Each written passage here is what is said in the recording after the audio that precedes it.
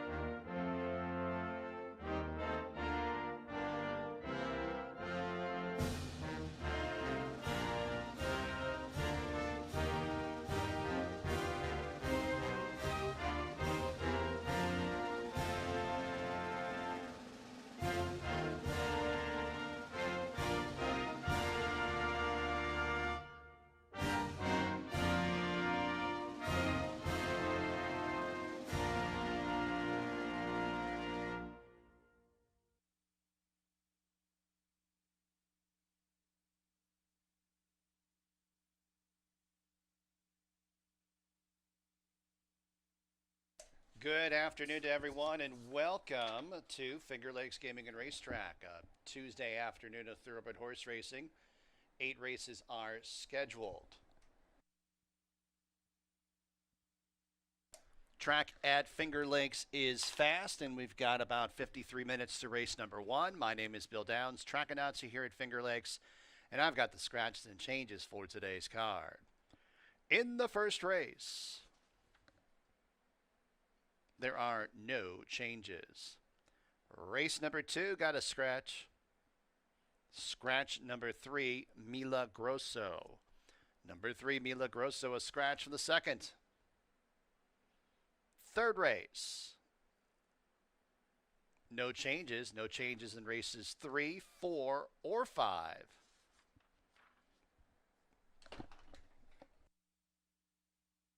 Race 6, scratch number 2, Miss Tiramisu. Scratch 6, The Tribe Has Spoken. Scratch number 9, My Divine One. Miss Tiramisu, The Tribe Has Spoken, My Divine One. 3, 2, 6, and 9. 2, 6, and 9, scratch from the 6th. Number 3, Spicy Ticey, the rider, a scant 1 pound over. 7th race. Scratch number 1, Sutton Valley. Number 1, Sutton Valley, a scratch from the 7th race. 8th and final, got a late work for number 3, Call Me Penny. Workout took place at Finger Lakes, 3 furlongs fast surface, 36 seconds breezing. That workout took place on May 28th. That's a look at the scratches and changes here at Finger Lakes. Got about 52 minutes to race number 1. Handicapping with Dave will be next. Have fun and good luck.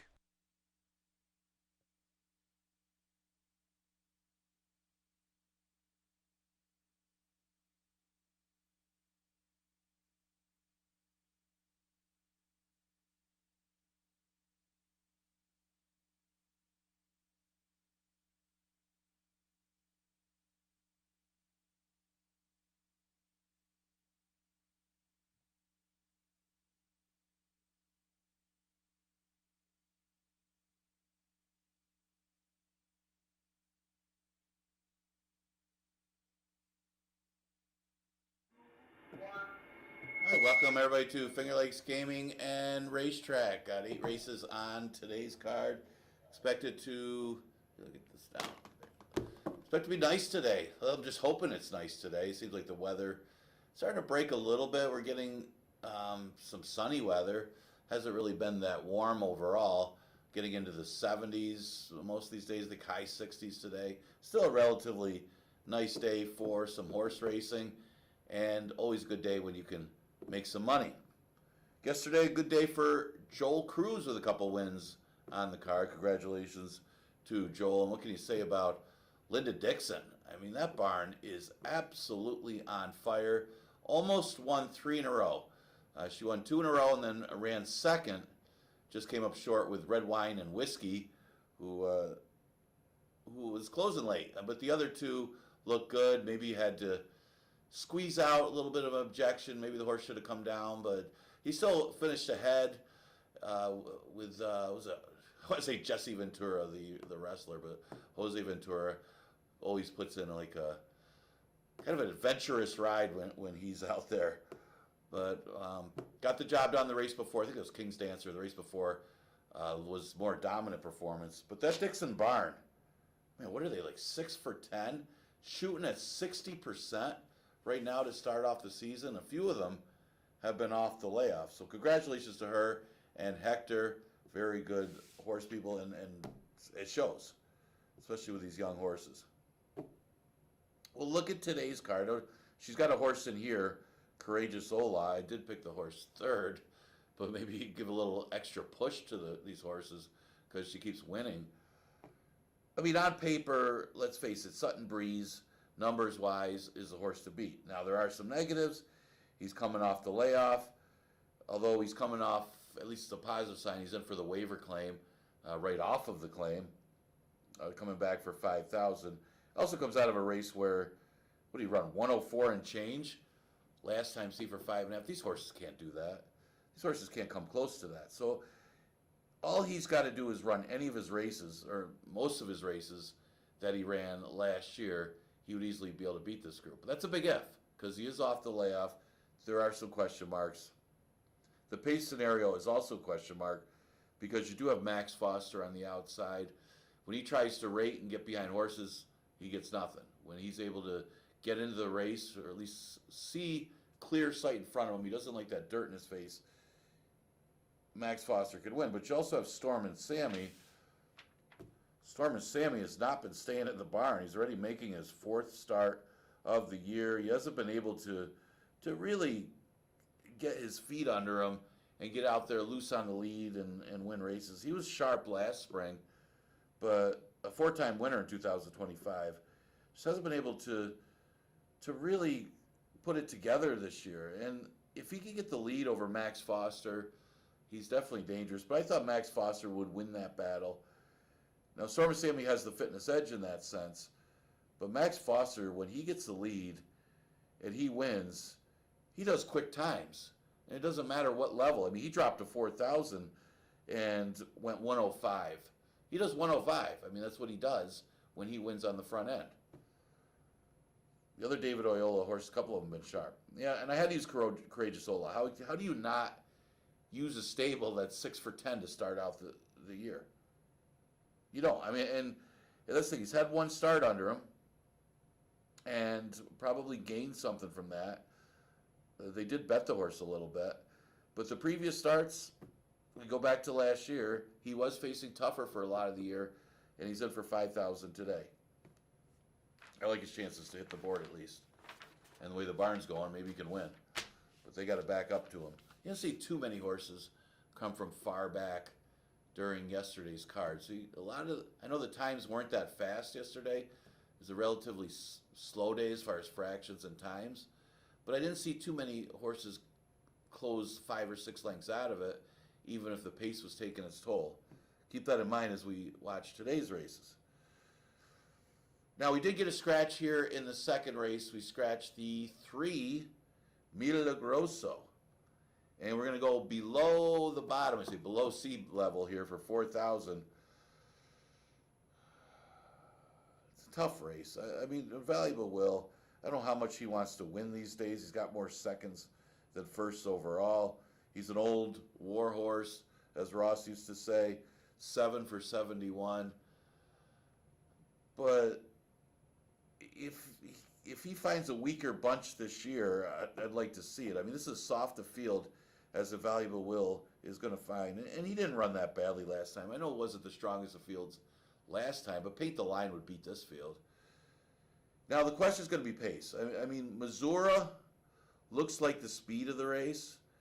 I really can't gauge that where that horse is right now. It does show a really nice work on, what was it, in May 12th. Um, yeah, 47. I mean, that's for a horse that's a $4,000 claimer. It's an Into Mischief. All those Into Mischiefs look good, whether they can run or not. But out of a dam by Bernardini, I mean, the breeding is there for Missouri, and also seems to have a tactical edge in here. The only one that shows any kind of early speed would be Sugar's Last Hope. Spoken Alone doesn't have the speed he used to have. That you would think that Missouri would make the lead. Is he good enough to go gate to wire? Well, the last time we ran these 4,000 condition, the horse that got the lead kept going. Of course, that one had a fitness edge as well, but I could see this horse going all the way just because he is the main speed. Now, it is 6 furlongs. Could get interesting. Yeah, Sugar's Last Hope comes out of that race, won by Almost Cider. Almost Cider was the only horse in that race that had any kind of races in 2026.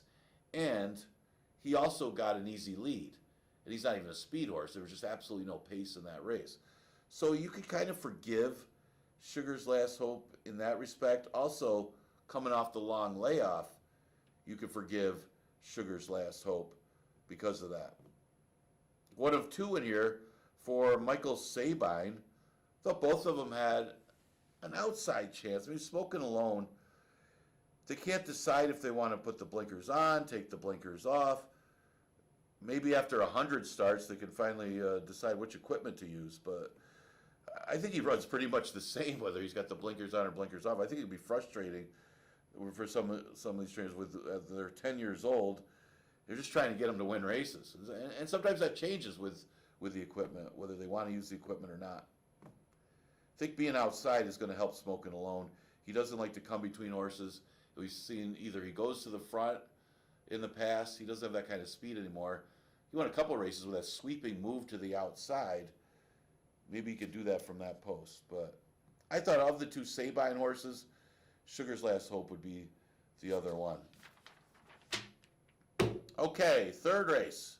A never won 2 claimer, going 6 furlongs.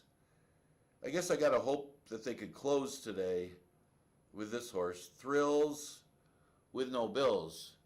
Everybody wants Thrills with No Bills, don't we? But the last time that she won was to break her maiden at this distance, and it was against maiden special weights. So class-wise, she's better than these horses. You would think she'd want more distance, but 6 furlongs might be in her wheelhouse. I mean, again, she broke her maiden against special weights against 6 furlongs. I would think 6, 6.5, 7, and we don't run 6.5 or 7, would be probably in this horse's wheelhouse. Question is she going to get enough pace? There's not a lot of speed in here. Looks like Allie's Song from the outside could be the speed. I know Esther Salad tried to show speed. She just wasn't fast enough last time. So I think that's where the race is on the outside here, with Thrills No Bills trying to close, but Allie's Song maybe trying to steal it. Allie's Song's been off the layoff since November, but there really is no speed in this race, and she is the speed if she wants to. Now, the question is going to be the layoff, if she has that kind of sharpness and speed to get out there to the front and control the pace, but a good chance to do so with a lack of speed in here. Jay's Love, got caught chasing last time. I didn't think she ran bad at all. I mean, she was going 5.5. She's trying to find the right distance. I think it is 5.5, not 6 furlongs. She hasn't hit the board in 5 starts at 3/4, but this is about as easy as the 2 lifetime as you're going to catch. And I thought, again, she was right behind Thrills No Bills, and you can make a case saying that she ran the better race than Thrills No Bills, but because she chased and the other one kind of sat and made a run. But on a different note, you would think Thrills No Bills would be more of the impressive effort of the two because Jay's Love had a fitness edge. Thrills No Bills was only making her first start off a layoff since September. So I would give her an edge in that respect. I'm going 5-6-4 in race number 3. Kelly Kipp's record is not in jeopardy. Okay, we're going to go below sea level again. We're going to go to the bottom, below bottom, 4,000. Hours of a race since the date. Going 6 furlongs. Could really narrow this one down. Now, Lady Quinn's last race was absolutely horrible. But keep in mind, she did take up early in that race. There's a couple of them that took up. Surprised they didn't really look at that one with an objection or something. With Bayou Melody and the other one that were on the front that caused two horses to just completely back up. And Lady Quinn, yeah, she got the worst of it and had to check because she was in contention early. She was pushing up with the pace, and then things got tight on the rail, and she checked right out of it. Not saying that she was going to win the race. She may have actually needed the race anyway. I mean, keep in mind, she was off a layoff from June to May. I mean, she's a tricky read because you don't know what to expect from her. I don't know if you can read anything from that race because she checked out of it. It's almost like you just hope she got something out of it for fitness reasons because, like I said, she has an excuse, and she's dropping in class to 4. She's got to be tough in here against these horses. Diva Banker looks like the main threat to these two. These are the two that I probably would like the most. Diva Banker started off the season at 4. She got overbet as Love Thyself was obviously a standout on paper. So when I see that, I generally think of that as a positive. When a horse goes off the favorite and shouldn't be the favorite, that could be a positive in the sense that somebody somewhere maybe thought they knew something and liked the horse and put a little extra money on it because there's no reason that Love Thyself shouldn't have been 3 to 5 in there. From being handicapped horses for years, anybody could see that Love Thyself was the horse to beat in that race. But so I think of that as a positive for Diva Banker coming off the layoff, taking that kind of money against a horse that should have been the favorite that actually made her the post-time favorite. I would think that she's going to run better second start off the layoff, and maybe she'll run to whoever better last time to hopefully backed it up with an exacta. So I'm going to use her second. Yeah, anybody can get third in here. I mean, Mrs. Bell at 4 to 1 is not a good proposition. Not at that price. I would demand 8 to 10 to 1. Although Jackie's got a good percentage on Victor Dean horses as far as in the money percentages.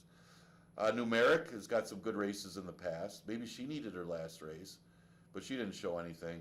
I thought Red Butterfly at least showed a little bit in her first start off the layoff that she could, any improvement could put her right there against these horses. She comes out of the same race as Diva Banker. Keep in mind, Mrs. Bell finished ahead of her with a late run. But I like the pace flow here for Red Butterfly. You got to think there's not a lot of speed in this race. Granted, she comes out of a race that was pretty slow. I'm unsure who's going to get the lead. I was thinking Lady Quinn, if she's sharp enough, could get the lead and just say goodbye to this field. But even if she does, Red Butterfly can lay close and hang around. Going 6-4-2 in another 6 furlong fourth. I like these $4,000 races. They're a lot of fun, and you can see sometimes the smaller stables win, although I do think Lady Quinn, or the bigger stables, is going to win this race. But usually, at least not in this case, but it usually does give these smaller stables a better chance of at least getting a chap or getting a win. Maybe if Lady Quinn doesn't have it, you can get one of the smaller stables to win. 5th race, an allowance race. I like when they kind of limit it to trainers who have not won a certain amount of races, and then they can run their horse for 4,000. And maybe later in the year we'll see that. I know they've done that before. 5th race, an everyone 2 allowance race, going 6 furlongs. And yeah, I like both of Ferraro's horses in here. I mean, White Sport Coat, very logical. What surprises me is the turf breeding, and his only bad race really was on the turf. Maybe it had more to do with the distance, and maybe there were some other variables that day, or maybe it's just not, even though the breeding's there, maybe he just doesn't want the turf. I don't know. But his mother, sport model, the dam, is a 2-time stakes winner on the turf. You got a McLean's Music. Maybe he needs a turf sprint, not a turf run. I don't know. But either way, he comes out of a really good race, and the winner. I always mention this horse because he's been so impressive. Najila Pagila, I'll never be able to say it right. Came back to win in that allowance race, more impressive than his maiden win. And this horse took money. I mean, that other horse should have been 1-5 in there, so this horse had no reason being 7-2. I got to think that he's going to be tough, and he's coming back against allowance. And keep in mind, he closed to break his maiden going a short distance. So it was kind of against it, still won. Like him. High Yield Hunk, I like him just as much. He broke his maiden as a 2-year-old going 5.5 furlongs on the dirt. His last race, he does have an excuse. He comes out of that frickin' frack race.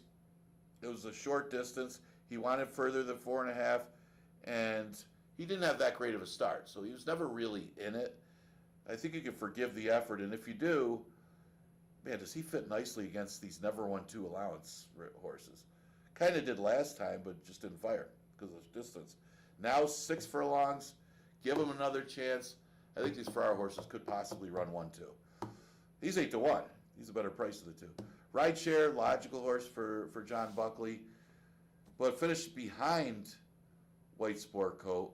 And he can't really say it was the distance because it's not exactly a great distance for White Sport Coat either. I think he was just better. Or maybe Rideshare needed the race. I mean, one thing you say about White Sport Coat beating Rideshare, he had been running in Tampa. He's coming off that turf race.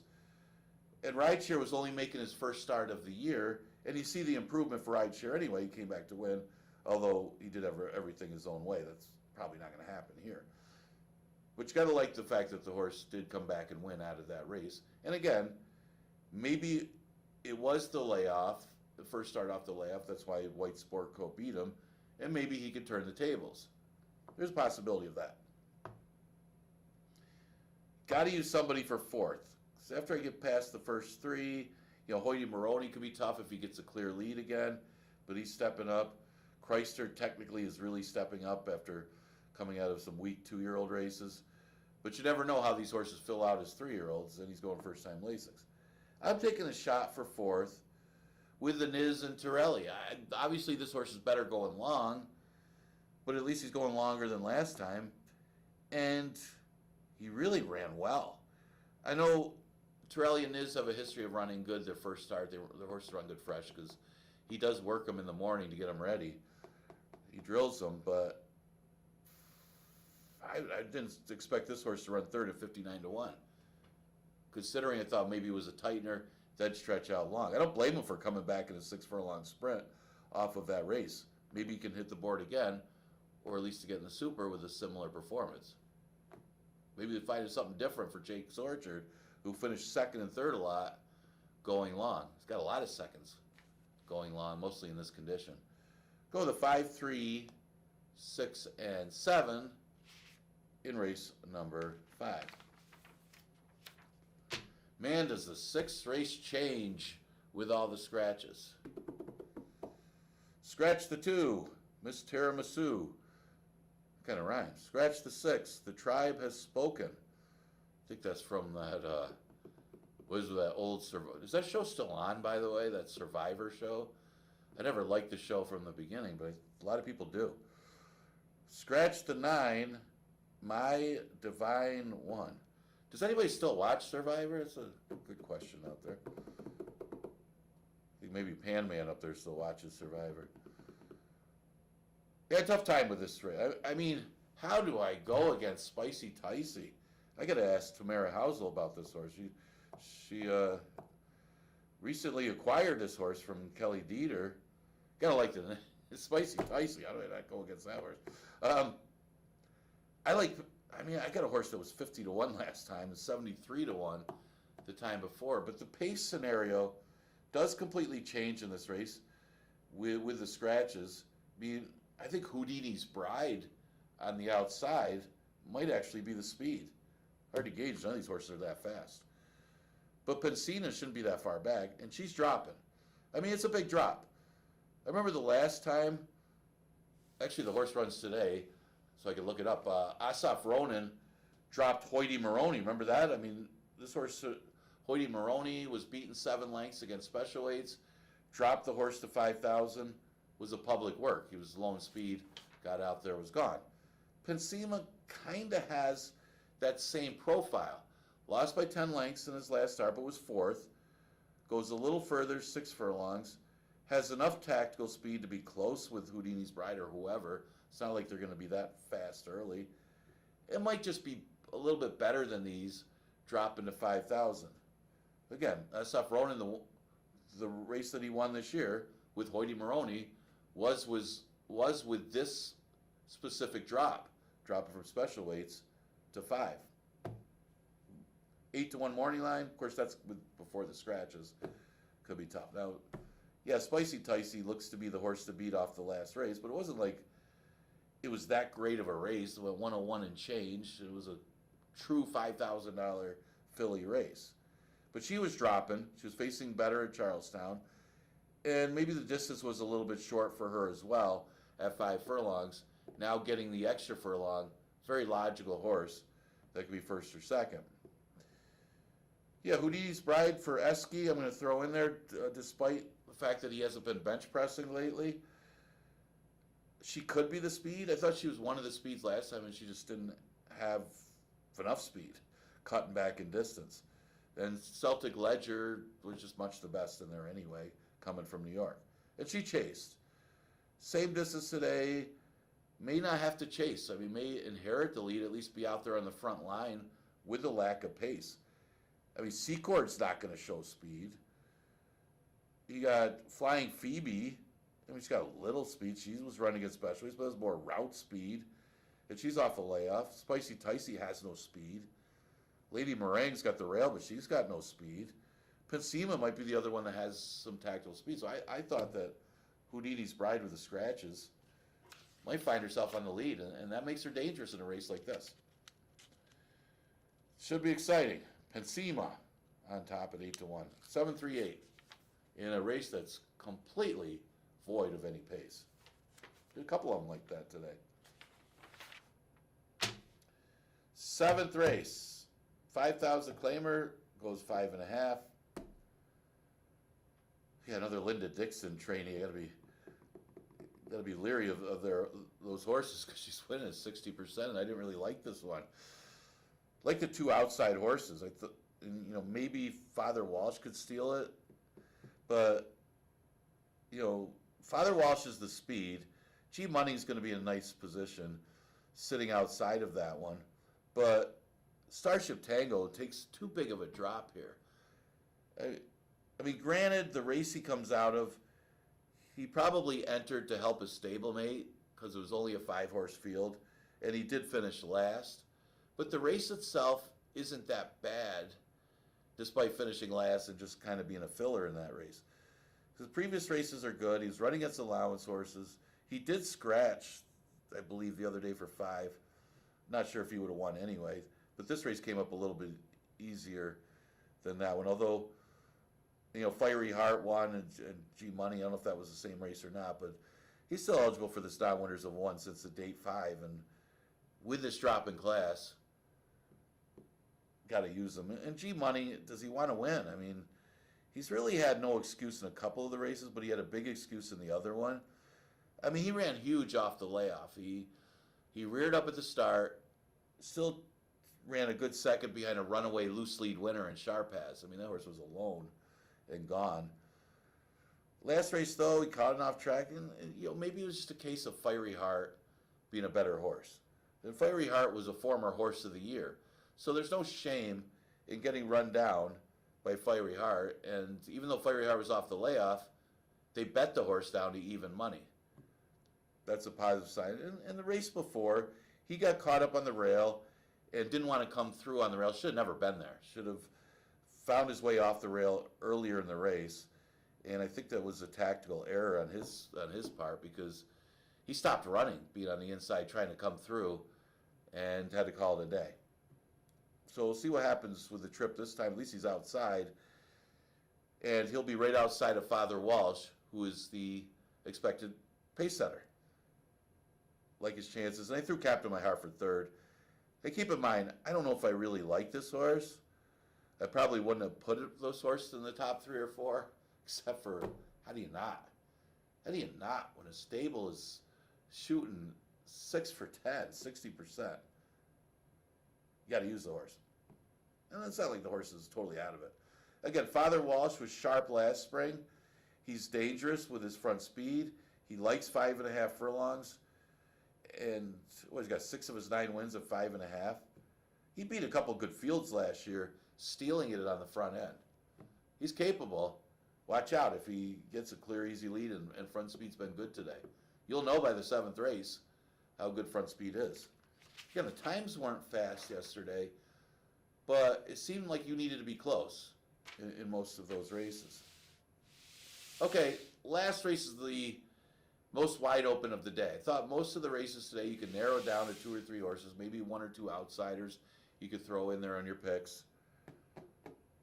Last race, forget it. I mean, you may want to spread out a little bit in here. Got a few drop downs. Cue the Music's coming out of the 1 State Bred. You got Valentine Gift and Call Me Penny coming out of the 3 Lifetime Allowance. Farmhouse has been against Open Claimers. What an interesting horse that is. I like that horse a little bit. I think the horse needs the blinkers off, though, or I would have used Farmhouse first or second in here. I don't know why they don't. And needs longer distance. Take the blinkers off, send the horse long, take that aggressiveness out of him. Because I think, maybe it's the tactics with her, but it seems like they're too aggressive chasing. The races that Farmhouse has won was before she put on the blinkers. Going long, she sat right near the pacer right off it and made her run. I think it was a bad move by the former trainer putting the blinkers on, because you see that she's chasing more in those route races. We'll see. Maybe it'll help with the sprint. I don't know, but that's where I would really like Farmhouse with that breeding. Valentine Gift, on the other hand, she's more of a sit back and make a run, and she's run better with the blinkers, so it makes sense that she's got the blinkers. She hasn't done well at this distance, though. And that's the concern if you're backing Valentine Gift. She hasn't hit the board in 4 starts at the distance. She did catch a sloppy track last time, but the pace came back. Niam Nipotina was the one that closed ground and got the win. I do think she's got a class edge on most of these, and she's going to get a pace to run at. Unlike some of the other races, you got Cue the Music and Goodies Girl and Tail of the Tail, some pace setters in here, that her running style should be able to help her in today's last race. Again, Goodies Girl might be the quickest. At least she should be out there with Cue the Music. But both of her wins that she's had were on the lead, and I'm not convinced that she'll get a clear lead in here unless she outbreaks Cue the Music being inside her. That was my only downside of her as the favorite, that she needs the lead in most of her races, at least to win. Although her recent race on the Tapeta, she ran very well. She ran a good second, and she didn't make the lead that day. Tyler Gaffleone maybe found something with her that day. And her other race isn't that bad on the Tapeta. Maybe she likes the artificial surface. I don't know. But she needs the lead here, at least to be on the front line. But she also might just be better than some of these horses. Before Tail to Tail, same thing. She's got good works. She returns. And she's got other speed to deal with, or you'd like her in there. But I'm going to use her off recent form. You look at her form last year at the level, she always fires, and it was always right there.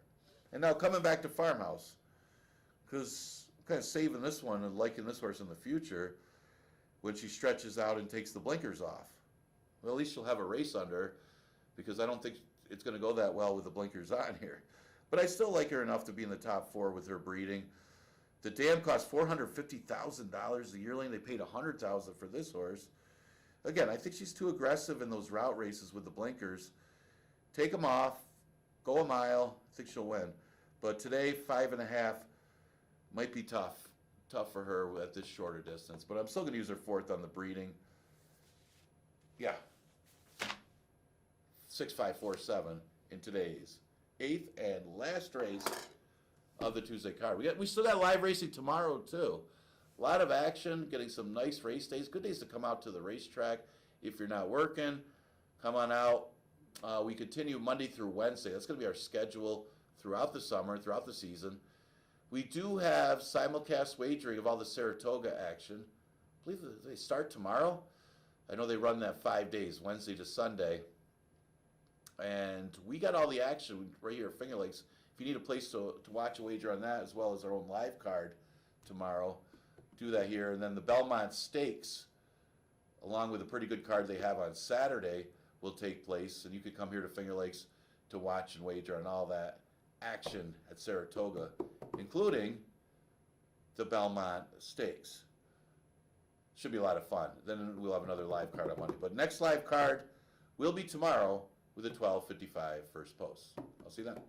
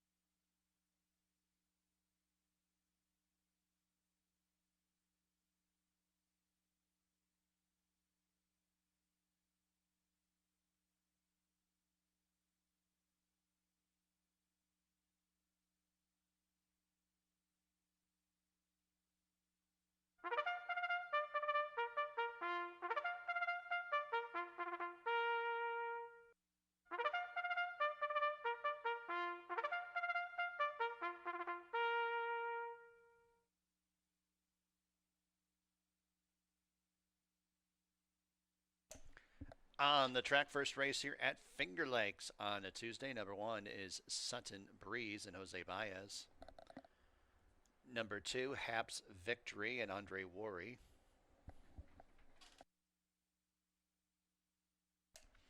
Number 3, Almond Cider, Luis Pena.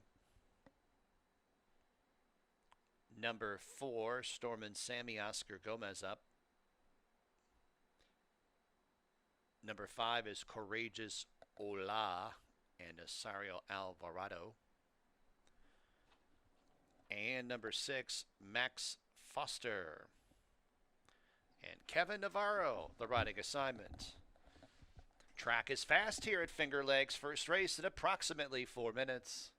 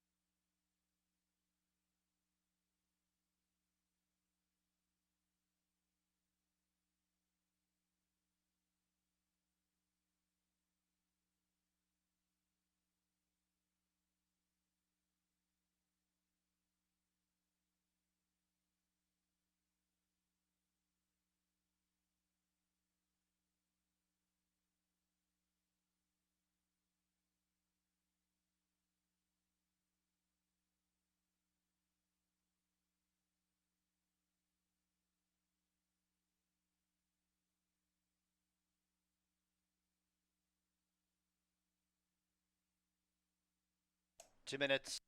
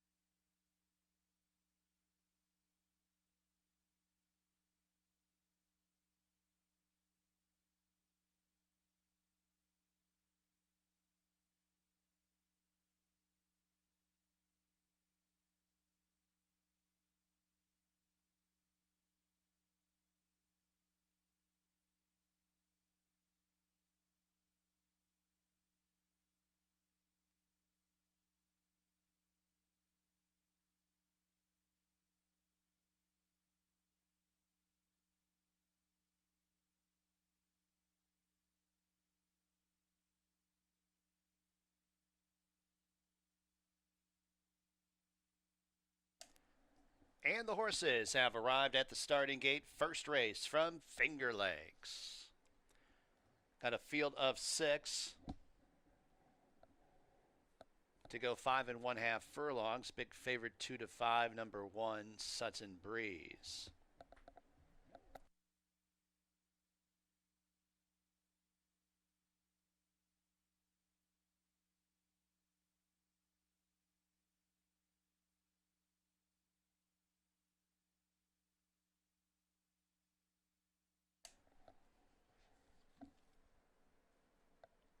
Almond Cider going up. Storm and Sammy. Then Courageous Ola and Max Foster.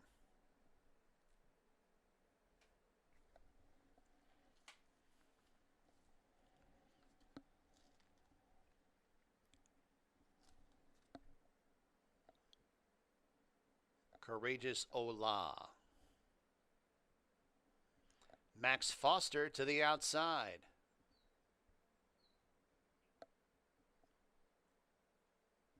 They're all in the gate. They're off and running at Finger Lakes. Courageous Ola sending out for the lead with Storm and Sammy, joined by Sutton Breeze at the fence. Sutton Breeze and Storm and Sammy first and second. Courageous Ola 3 deep in third. 2 lengths Max Foster fourth. Another length to Almond Cider, who's 2 lengths in front of Haps Victory, who's at the tail of the field. Entry into the turn. Sutton Breeze with the neck in front of Storm and Sammy. Courageous Ola has to go after leaders right now in third.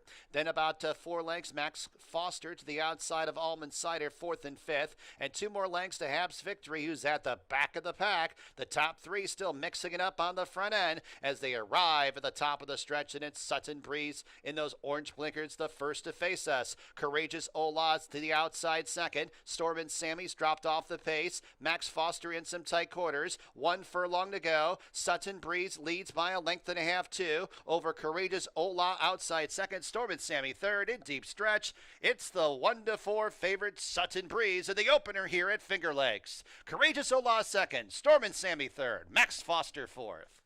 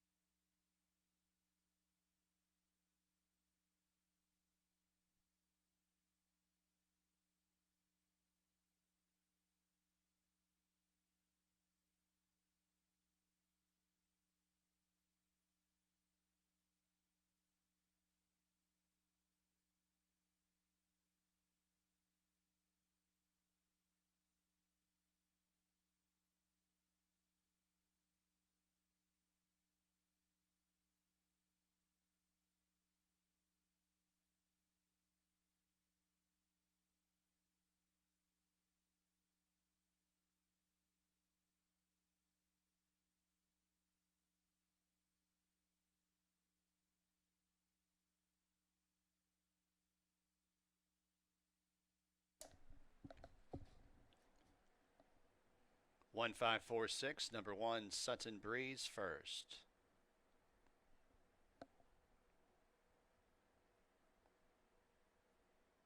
To the winner's circle, number 1, Sutton Breeze. Florida bred, 7-year-old chestnut gelding by Cajun Breeze out of Sutton Reese. Peter Pop Racing owns, Dana Saul trains, Jose Baez. The winning jockey, Stonehenge LLC bred, Sutton Breeze. $270 to winning mutual. Exacta $14.34. Trifecta $5.85. Dime Superfecta $2.04. Second race at Finger Lakes, scratch number 3, Mila Grosso. Exacta Trifecta Superfecta Daily Double Pick 3 wagering. Post time for race number 2 in about 22 minutes at 1:26 p.m.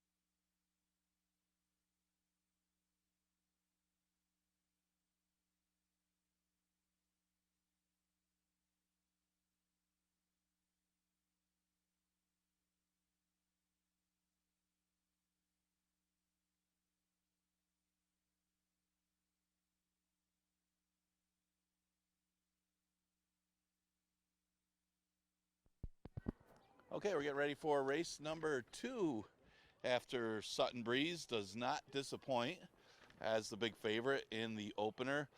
Just found a field that to his liking coming off the layoff. Jose Baez for trainer Dana Saul.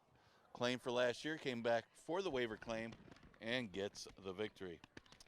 Okay, we get a scratch of the 3 Milagroso out of race number 2. Got a couple $4,000 below bottom claimers going 6 furlongs. This is one of them. Now the speed comes from the 5, Muzora. Looks like the only speed if he can keep going. I did lean towards Invaluable Will, though, to chase him down. Invaluable Will got caught wide last time, made that big move around the turn and then flattened out.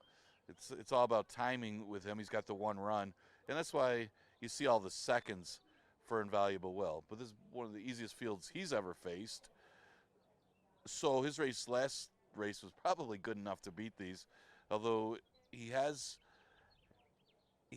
been erratic at times. We'll say that with Invaluable Will, including trying to bite a horse last year that cost him a race. Let's hope he doesn't get angry and try to bite another horse. Again, the 5 Bizarro, very well bred. He's by Into Mischief. Have a dam by Bernardini. Shows a bullet work on May 12th, working 47.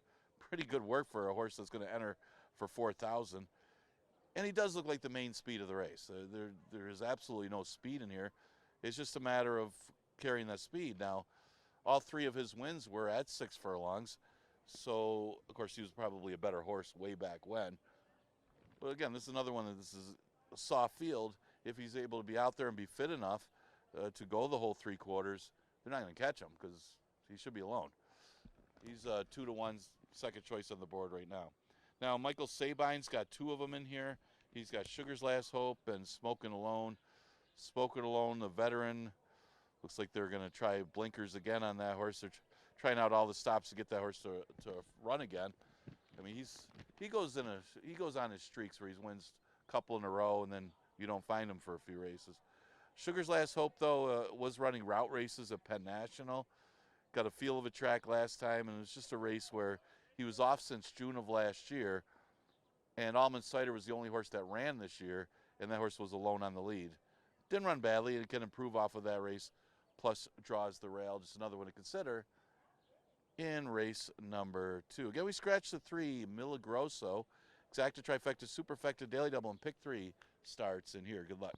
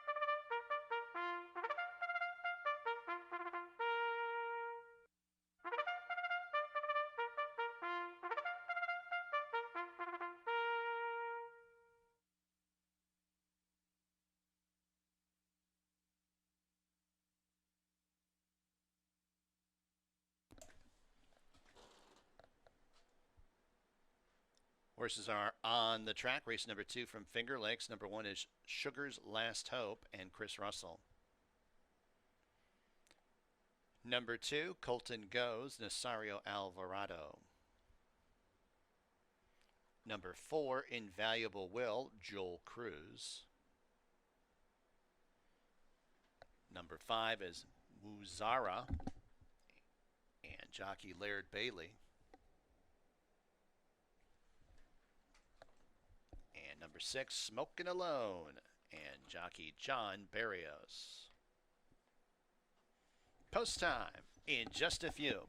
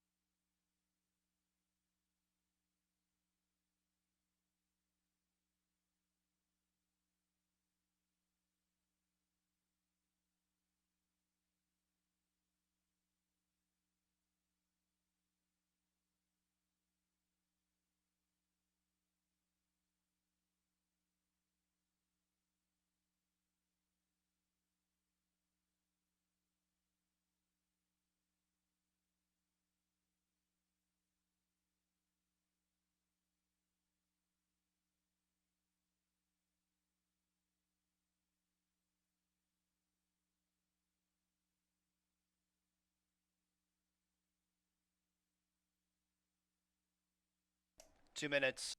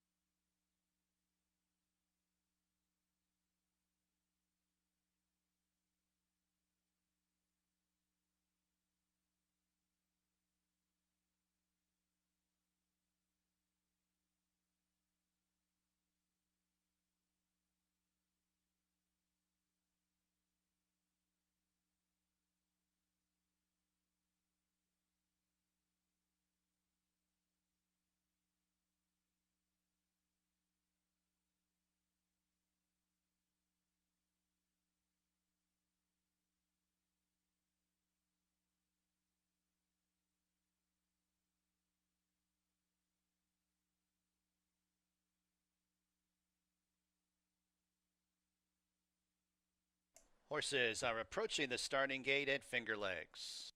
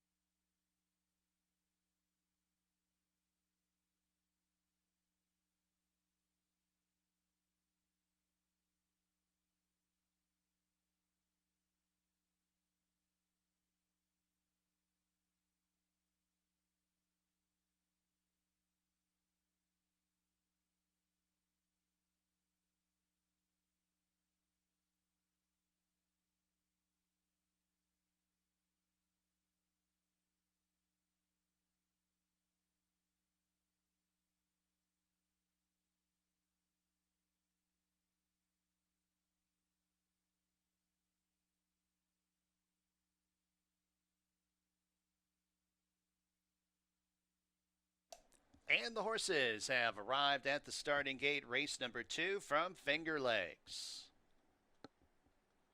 Got a field of 5 to go 6 furlongs, 4 to 5, number 4, Invaluable Will.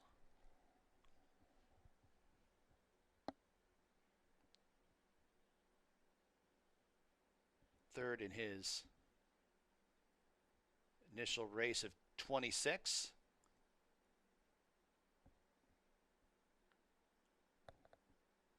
Colton Goes up into the gate. Invaluable Will, current favorites, 4 to 5. Walks into line, Muzara and Smoke It Alone.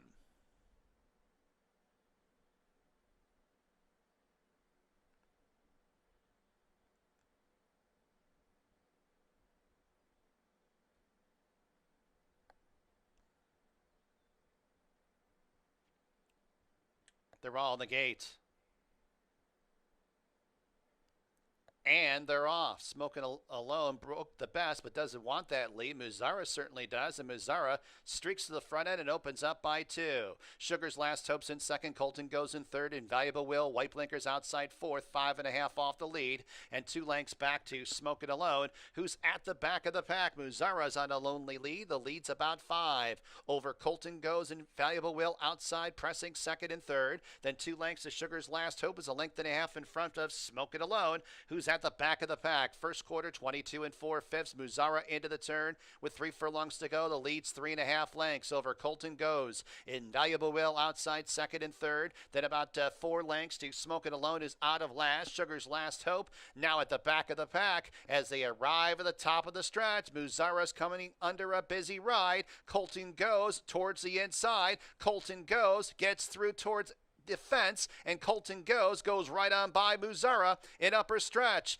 Invaluable Will is one paced. It's Smoke It Alone making a belated rally on the far outside, now up into second. 16th to go. Colton Goes, Smoke It Alone on the outside second. Here's the winning line. Colton Goes victorious over Smoke It Alone. Then it was Muzara and a photo for fourth.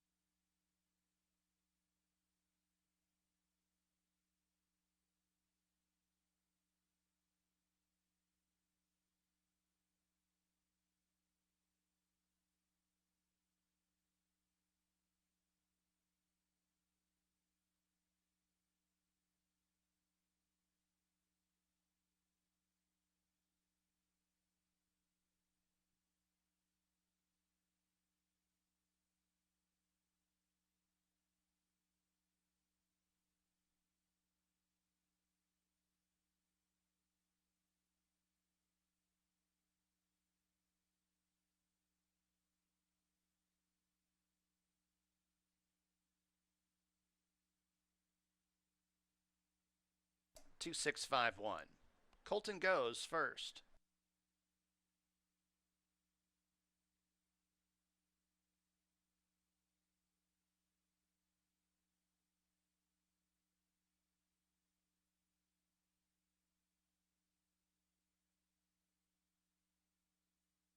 Second race official, $7.88. The winning mutual. Dime Super, $42.54.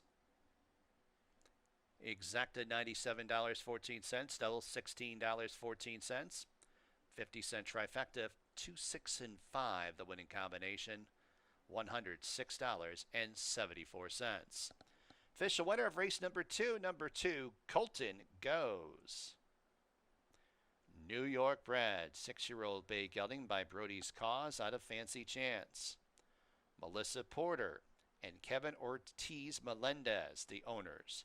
Deborah Breed is the trainer. Nasario Alvarado, the winning jockey. TLC Thoroughbreds, bred Colton goes.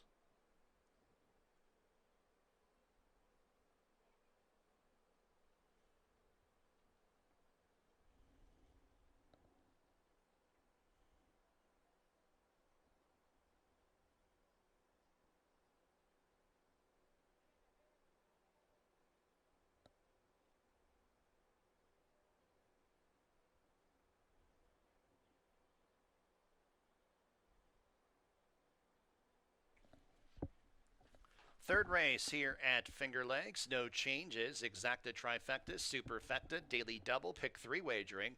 There's a pick 4 that starts on race number 3. Post time, race 3 from Finger Lakes in 21 minutes at 1:57 p.m.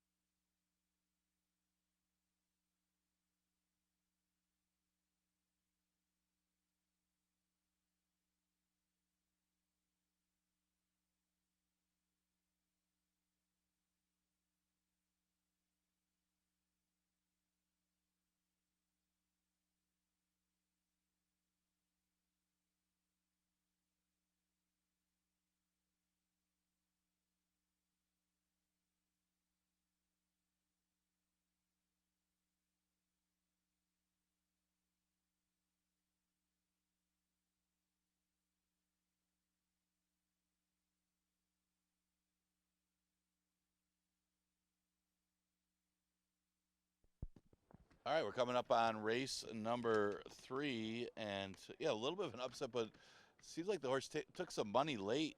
Colton Goes, despite a poor first start of the season, second start of the season, got a nice trip under Naz Alvarado, and gets the victory for Deborah Breed and Melissa Porter. Congratulations to them. Remember Colton Goes when he was 107-1 and ran third last year in a sprint. Of course, he likes an off track, but I thought this was a little bit of a surprise in there. But they did find him. I mean, the money showed. $7 winner in race number 2. Would have wanted a bigger price than that. Third race, the number 1-2 claimer for fillies and mares, going 6 furlongs. Not a lot of speed in here. Probably Ali's Song from the outside. It's important because Thrills No Bills need something to run at, and she actually ran extremely well off of a long layoff since September to run second behind a horse that was the main speed of the race. But she was just passing some tiring horses. She should improve off of that race, but the extra half furlong should certainly help as well. It's just a matter of will she get enough pace in here. And I don't know, there's not a lot. I thought Ali's Song might provide the pace. She's been off since November. She's going a little further today, 6 furlongs. But really, there's no other speed in here. Maybe the 3, Esther Salad, has shown a little bit of speed before. But overall, not a lot of pace, which kind of favors Ali's Song and doesn't really favor Thrills No Bills, who's got to chase down the early speed. Then you got the 4, Jay's Love. Jay's Love chased the speed last time. Wasn't quick enough and ended up getting passed by Thrills No Bills in the late stages. She'll go a little further today. Maybe not her best distance today. She probably would prefer the 5.5, as she's not hit the board going 3/4. But at least she showed some sign of life last time with a better effort. She should be in a good position behind Ali's Song as the speed, because really, who else is the speed here? Maybe Burby's Honey or Esther's Salad.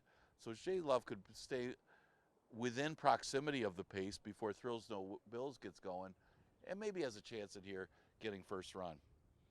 That's some of the contenders for the third. Again, we start a pick 4 with this race. Exacta Try, Super Daily Double, and pick 3 also available.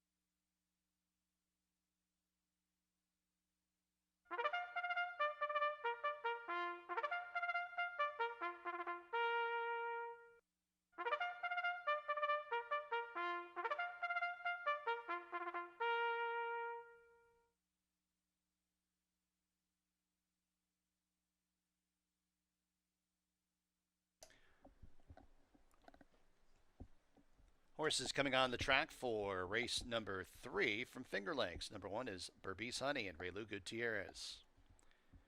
Number 2 is Out of the Cloud with Jackie Davis. Number 3, Esther's Salad and Luis Perez.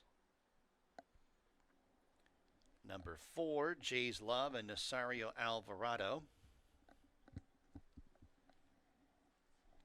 Number 6, Allie's Song, Luis Pena.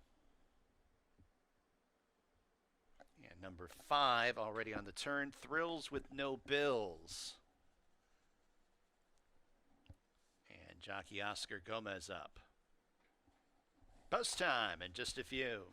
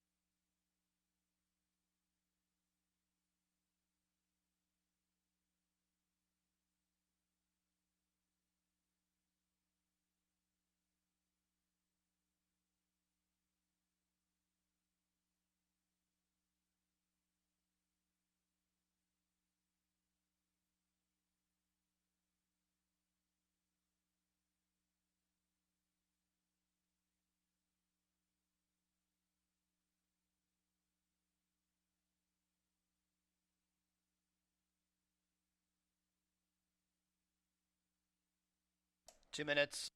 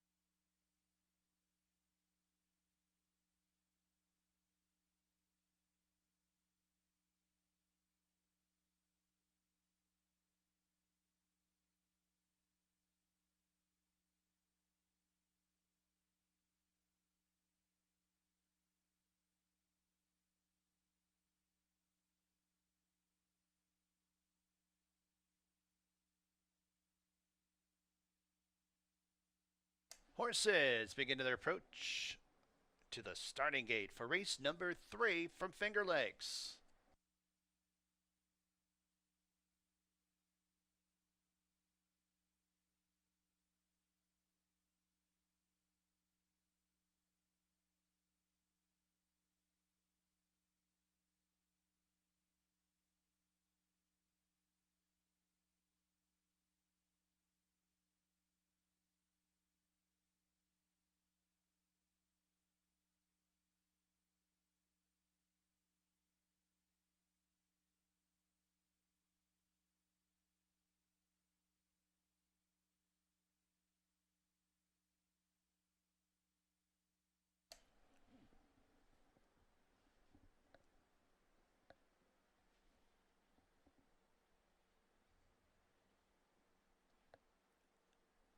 And the horses have arrived at the starting gate for race number 3 from Finger Lakes.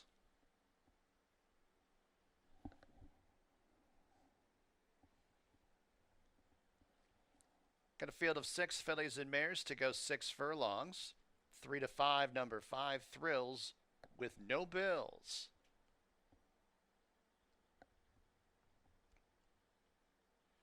Berbice Honey, the first to go up.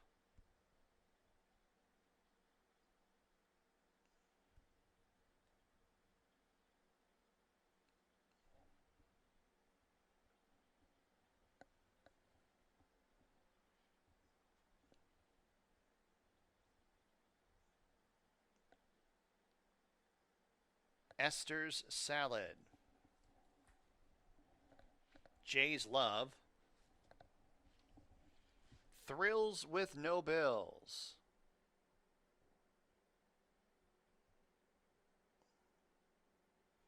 A load Thrills with no bills without the jockey. Riders hopped off. 3 to 5 on Thrills with no bills. Allie's Song, the last to load up.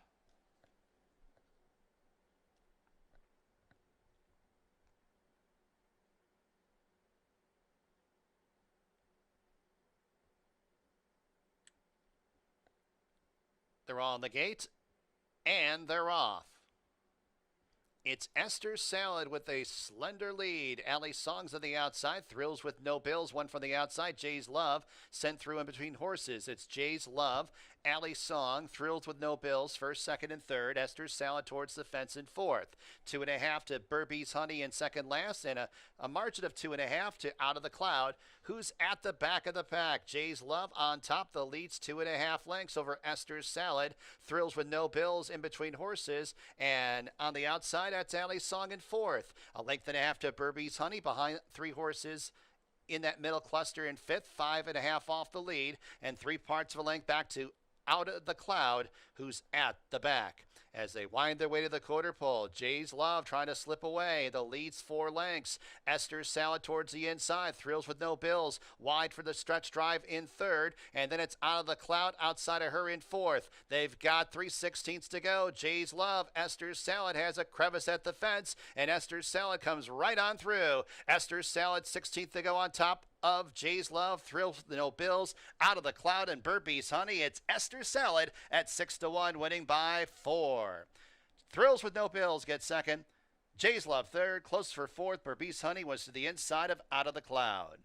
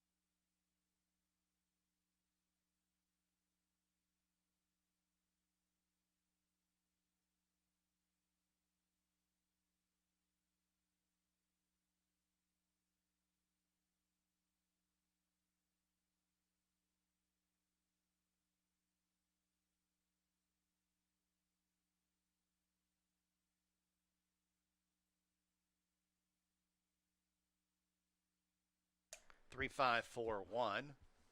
Number 3, Esther Salad first. 6 furlongs, 115.35.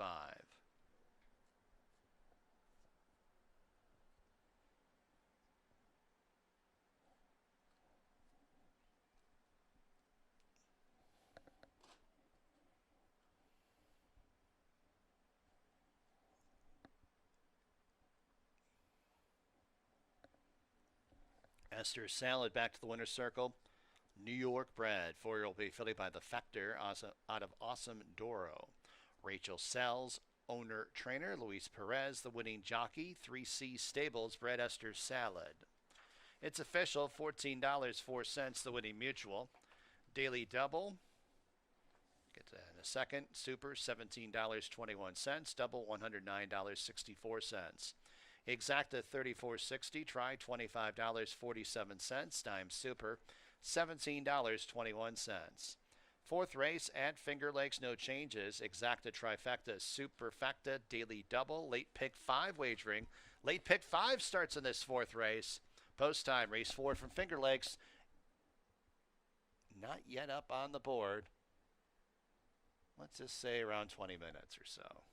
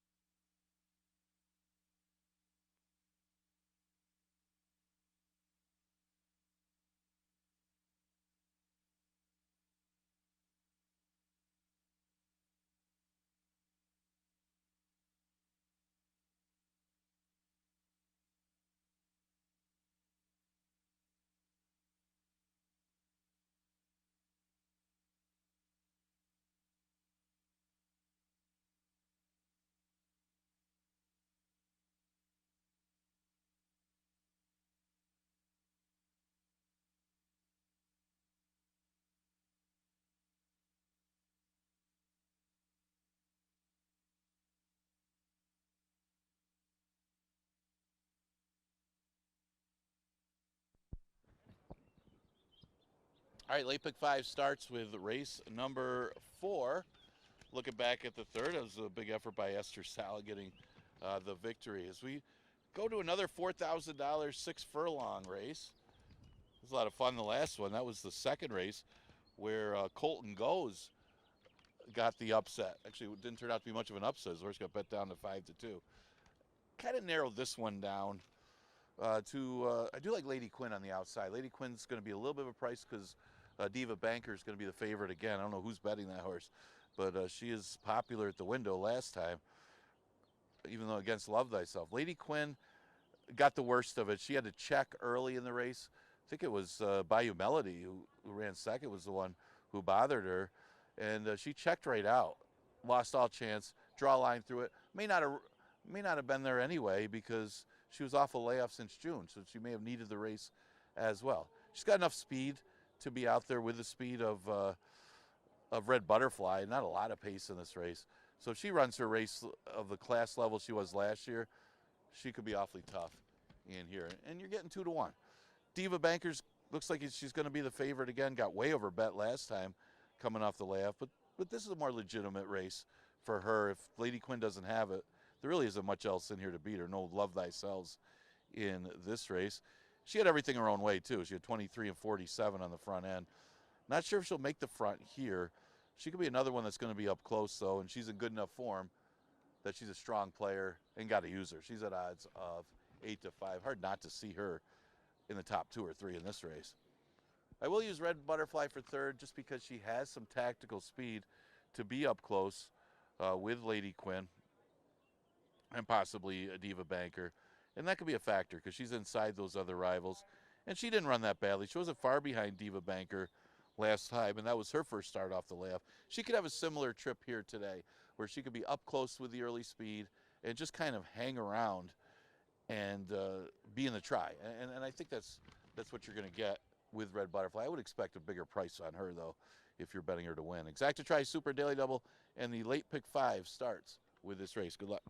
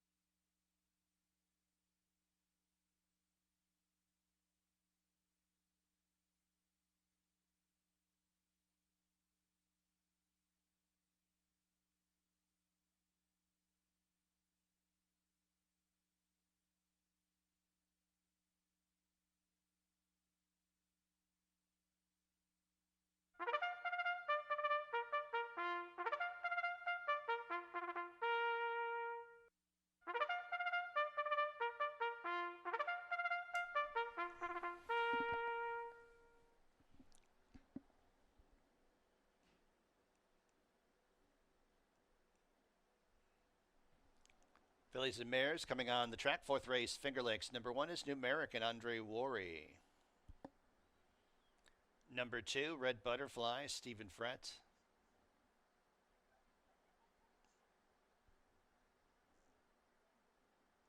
Number 3, Miss Pab, Joel Cruz. Number 4, Diva Banker, Michael Davila Jr. Number 5, Mrs. Bell, Jackie Davis. And rounding out the field, number 6, Lady Quinn and Oscar Gomez. Post time, race 4 in approximately 4 minutes.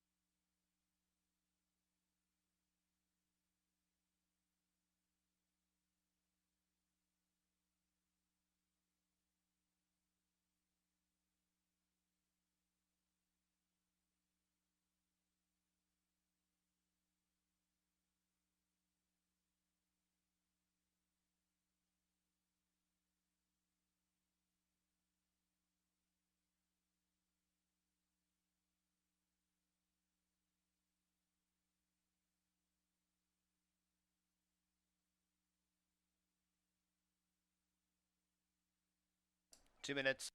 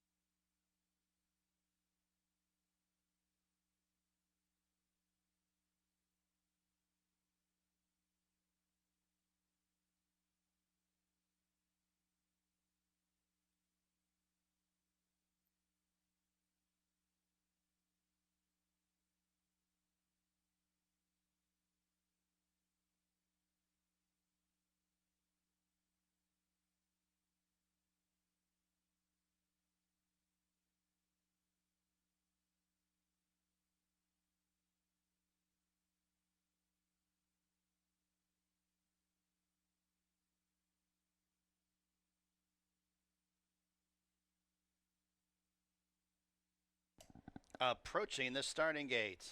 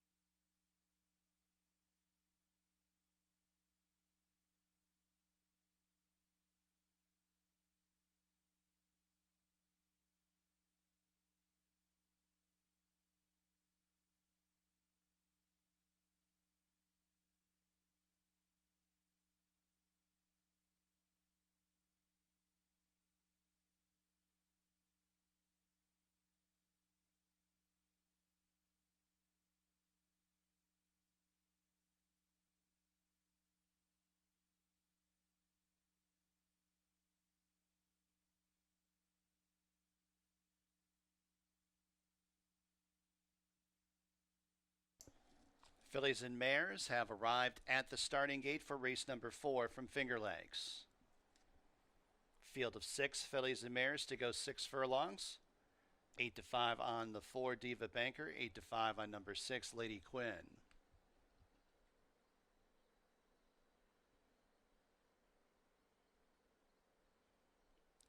Red Butterfly, Miss Pab. Diva Banker.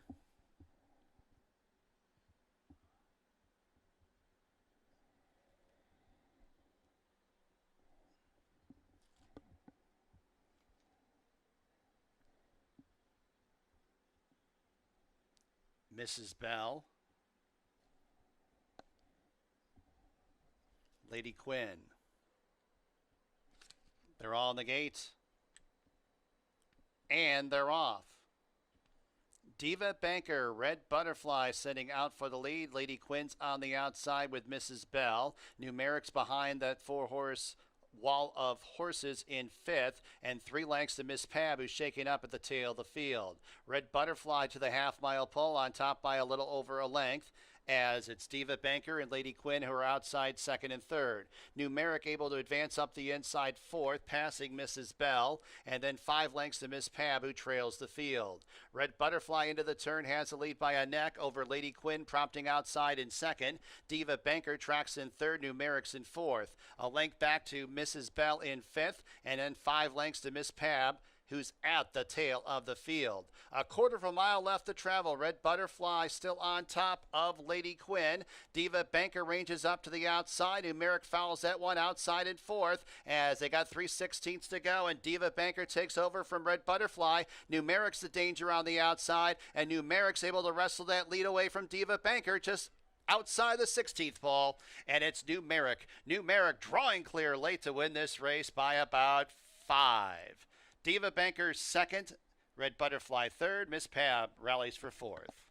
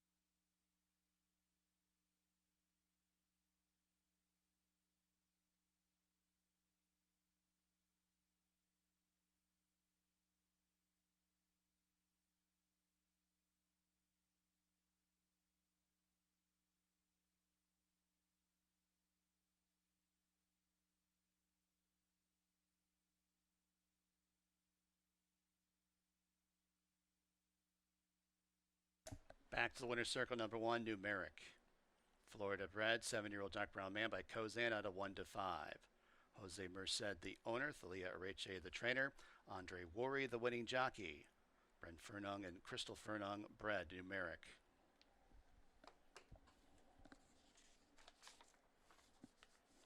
$12.06 the winning mutual, double $120.10, super $30.55, pick 3 $178.45, exacta $34.56, trifecta $32.20. Fifth race from Finger Lakes, there are no changes. Exacta, trifecta, superfecta, daily double, late pick 4 wagering, post time. We'll be up on the board momentarily.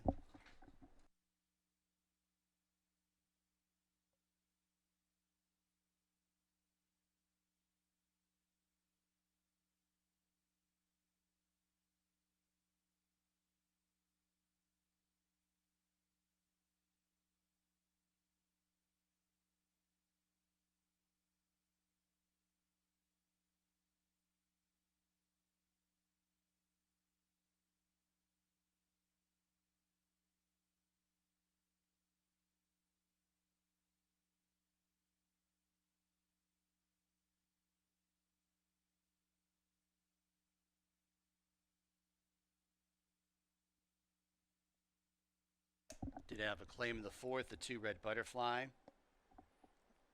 New owner Angel Lopez, new trainer Arcadia Lopez, Red Butterfly claimed out of the 4th.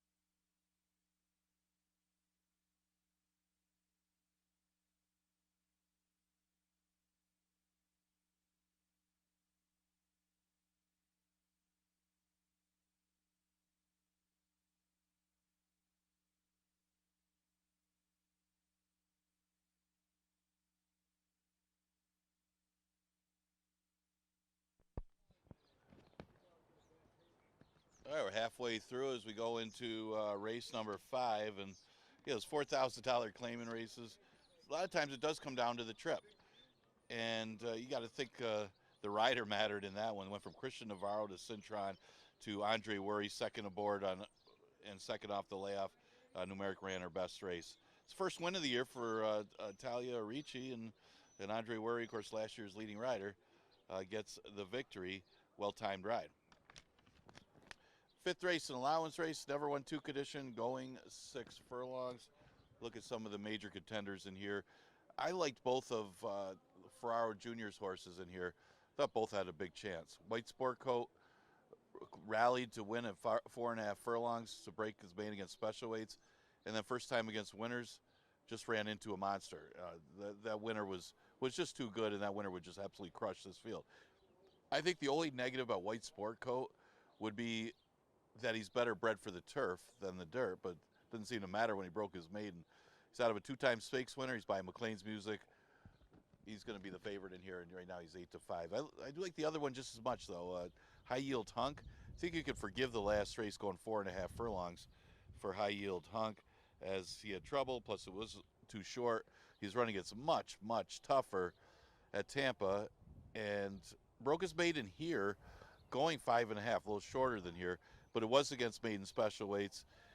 Give him another chance of the 2 lifetime. Let's say he's got a 1 win on the dirt, 1 win here, and certainly plays if he runs his best race. So he's getting a little play at odds of 3-1. I can see either one of these Ferraro Jr. horses beating him. If you're looking for another trainer to win, it'll probably be the 6 ride share. He would have to turn the tables on White Sport Coat, who beat him in the maiden race. But again, that was 4.5 furlongs, and rideshare was off the layoff while White Sport Coat had been running and might have got him with a fitness edge. See if that was enough to turn the tables now that he doesn't have that fitness edge anymore. I guess you could consider rideshare. He did win in gate to wire fashion when he won, and he's not going to get the lead in this race, but he shouldn't be that far back. He's certainly a threat, especially if he's an improving horse. Exacta Tri Super Daily Double, and the late pick 4 starts with the 5th. Got about 10 minutes to post.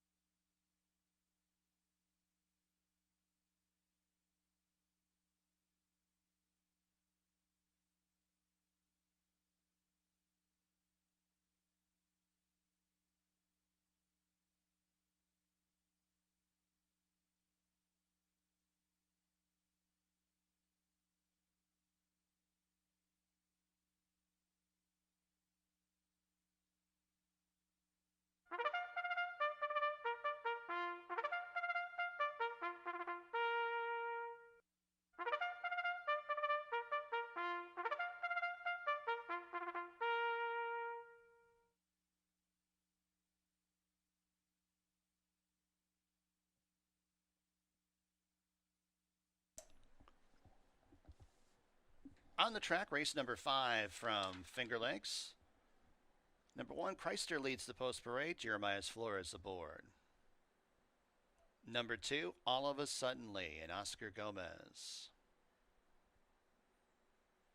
Number 3, High Yield Hunk and Joel Cruz. Number 4, Hoyty Maroney and Jackie Davis. Number 5, White Sport Coat, Cabercoa. Number 6, Rideshare and Kevin Navarro. Number 7, Jake's Orchard, Stephen Frett. And number 8 is Ray Sully and Andre Worry. Post time in approximately 4 minutes.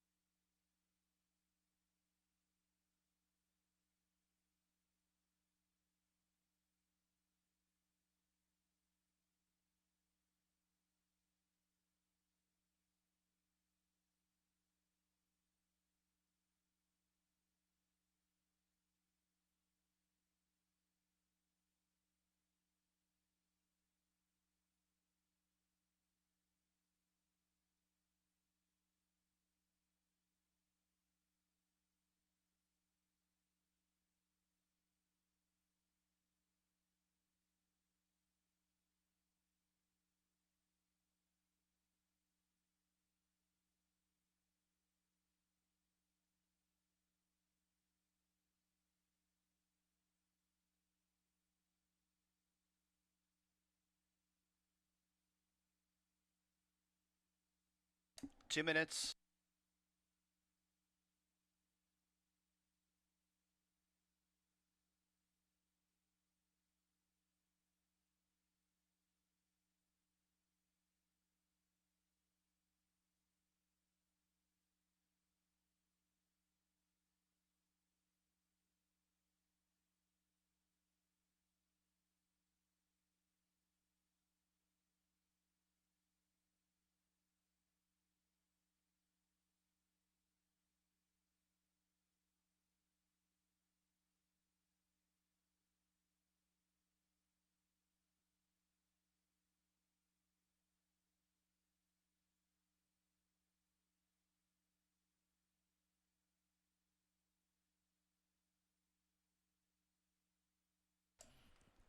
Horses are approaching the starting gate at Finger Lakes.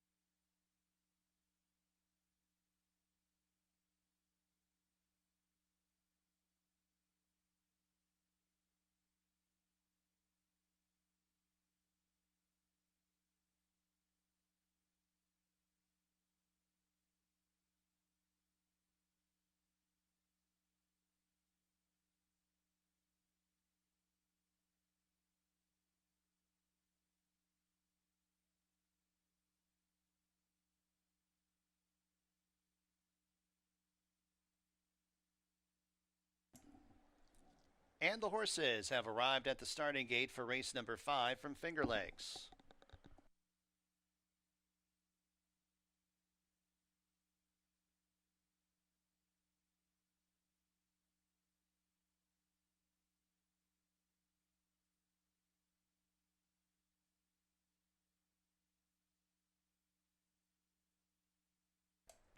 Got a field of 8 to go 6 furlongs, an allowance race non-winners of 2.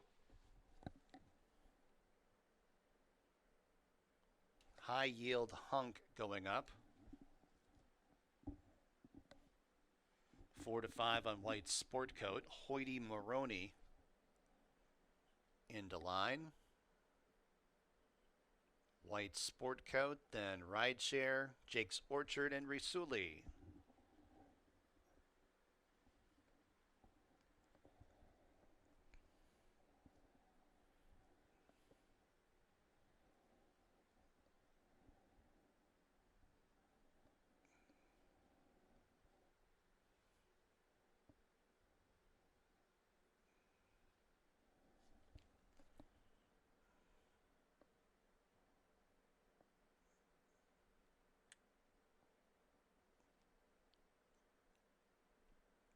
One broke through the front of the gate. White Sport Coat didn't go anywhere.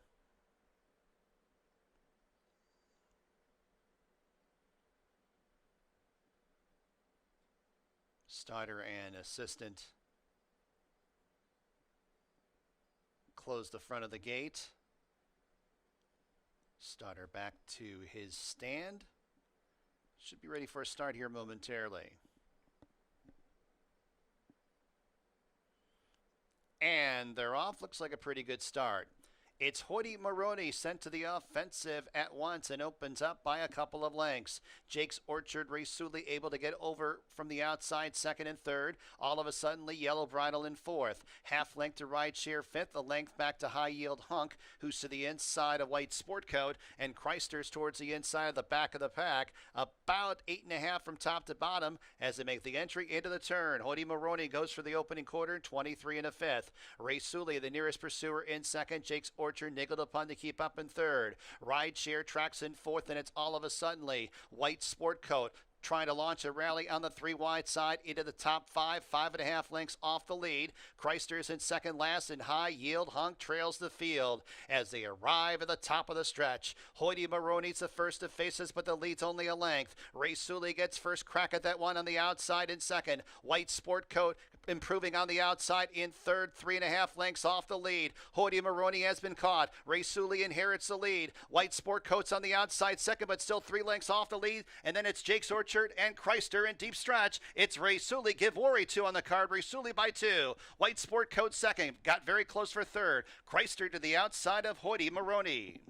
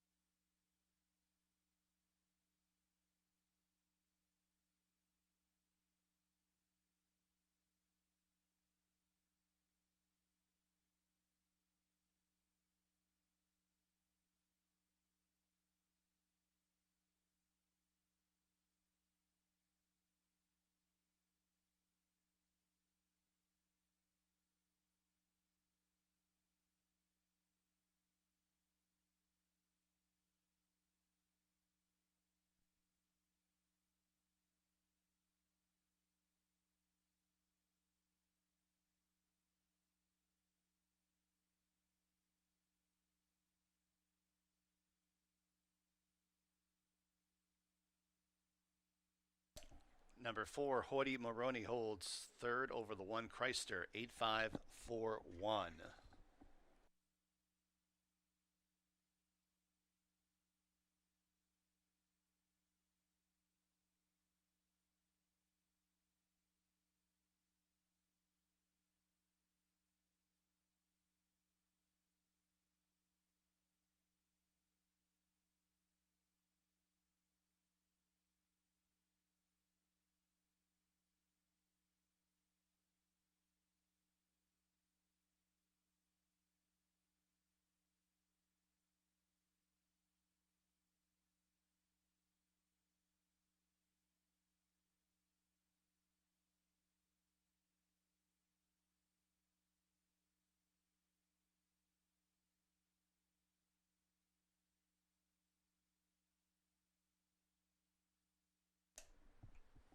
Ray Sully pays $43.26 to win.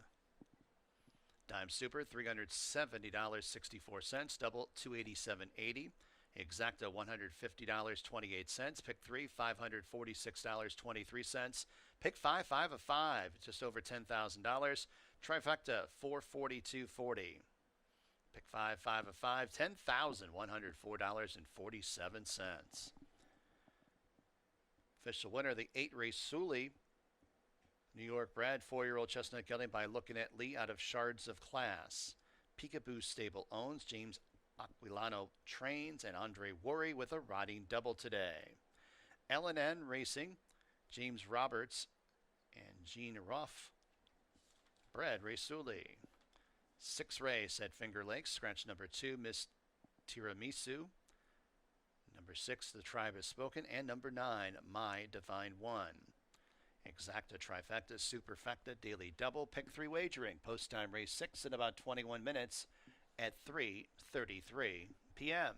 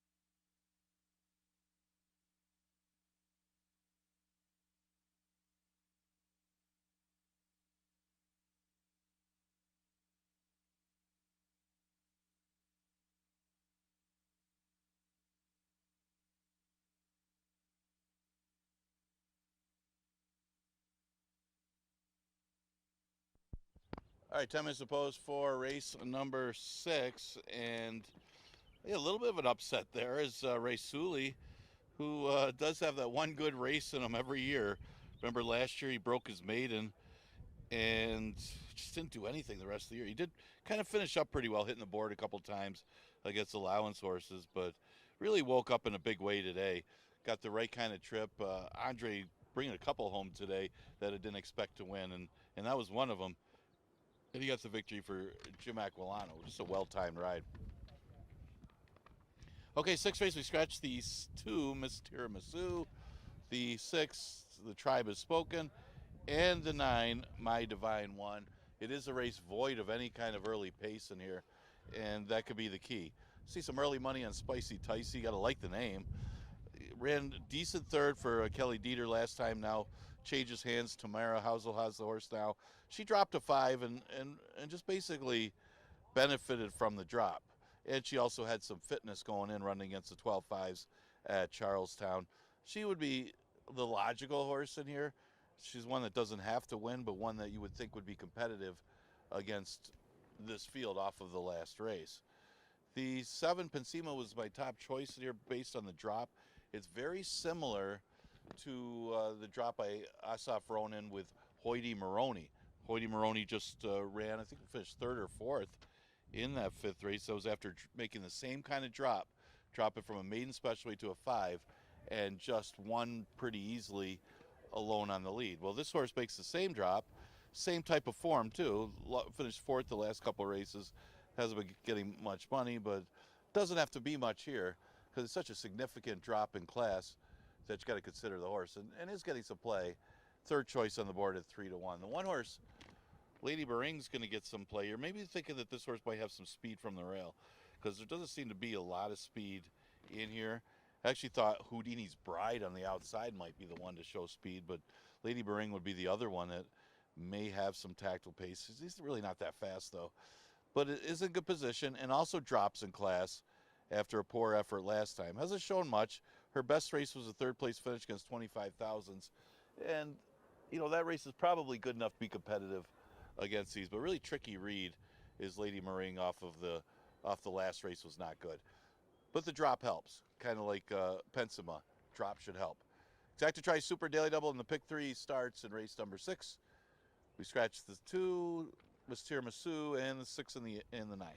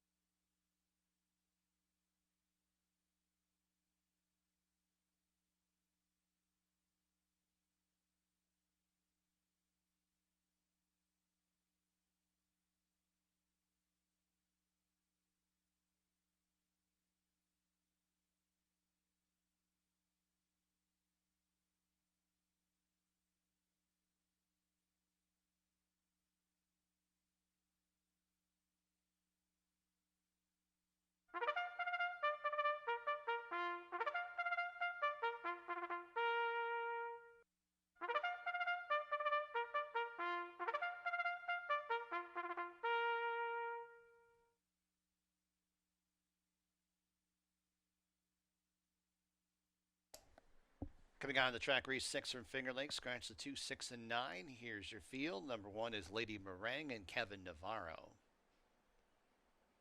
Number 3, Spicy Ticey, Cabercoa. Number 4, Flying Phoebe, Joel Cruz. Number 5 is Secord and Juan Diaz. Number 7, Pensima, Jackie Davis. And number 8, Houdini's Bride and Luis Perez.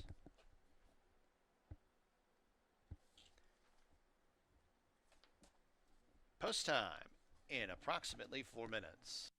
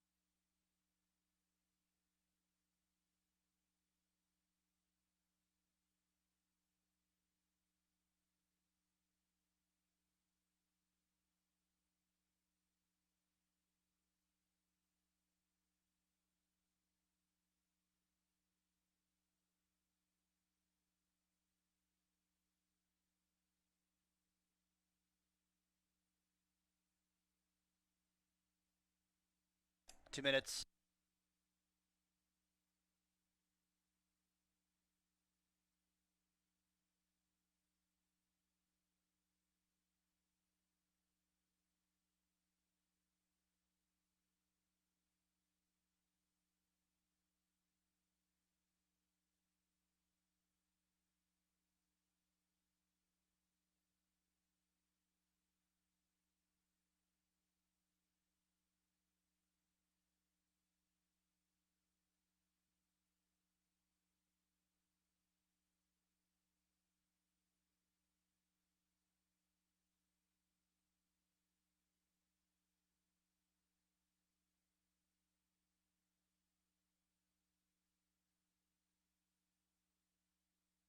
Approaching the gate.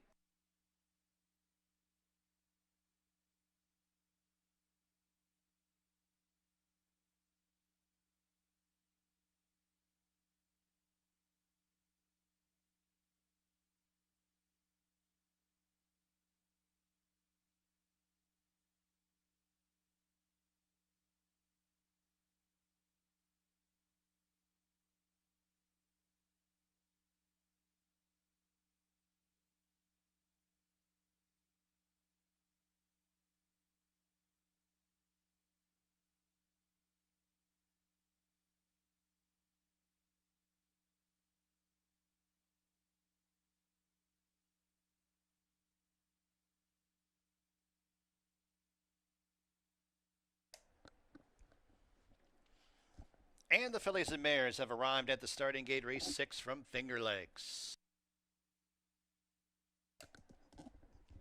Down to a field of 6 fillies and mares to go, 6 furlongs. 6-5, number 7, Penzima. 8-5, number 3, Spicy Ticey.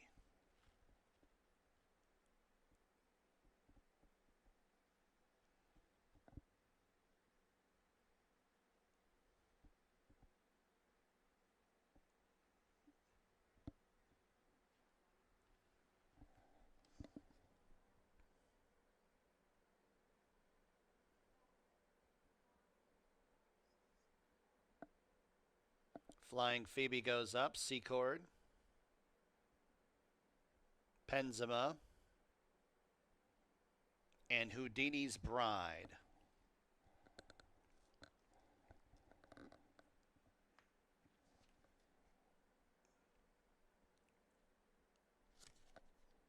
They're all in the gate, and they're off.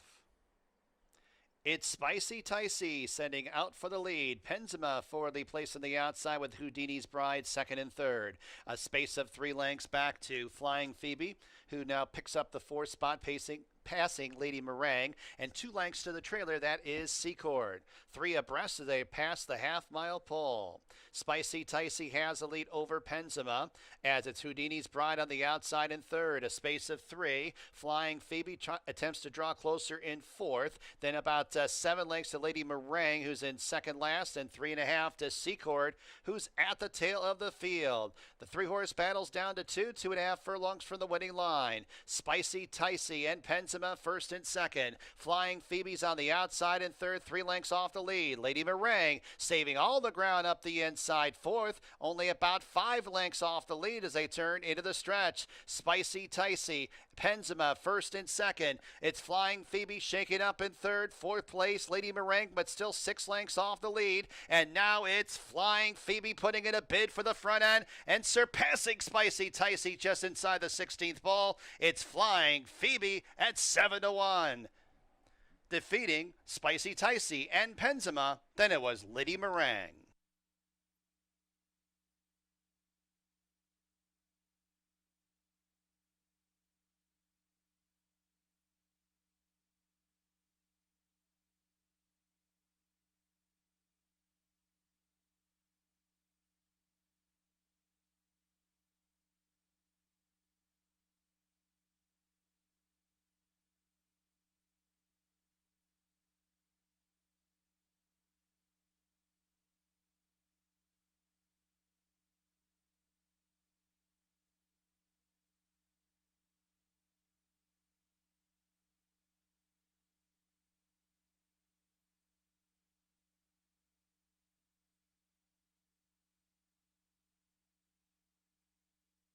4371, number 4, Flying Phoebe first. 6 furlongs, 115.31.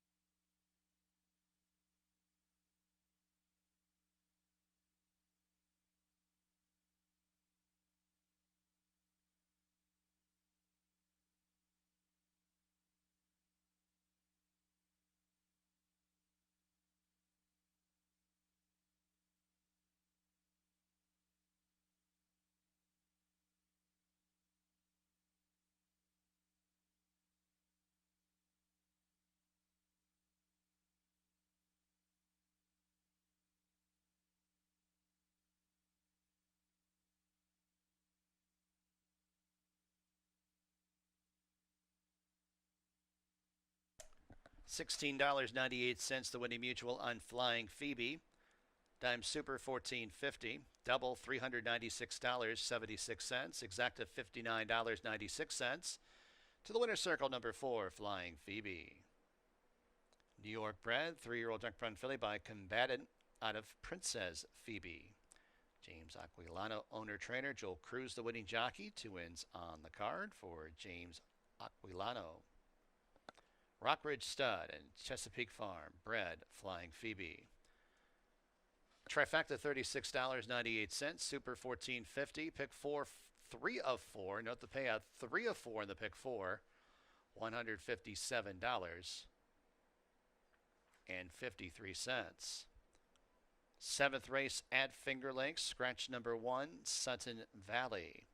Exacta, trifecta, superfecta, daily double wagering. Post time race 7 in about 20 minutes at 4:03 p.m.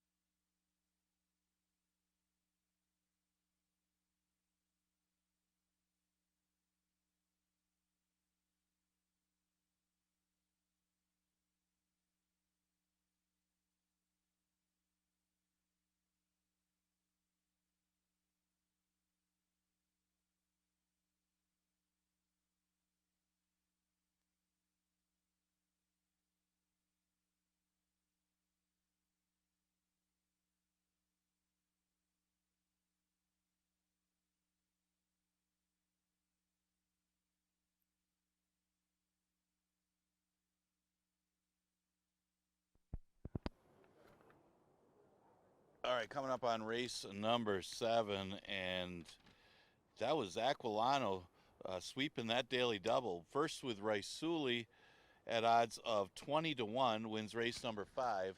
And that one, Flying Phoebe, was a drop down, but the first start of the season for Flying Phoebe. So big wake-up call for the Aquilano barn as they win both race number 5 and race number 6. That one with Joel Cruz aboard. Andre Worry won aboard Raisuli in the race before. So congratulations to the Aquilano barn. It's bad news for everybody else if that barn starts waking up.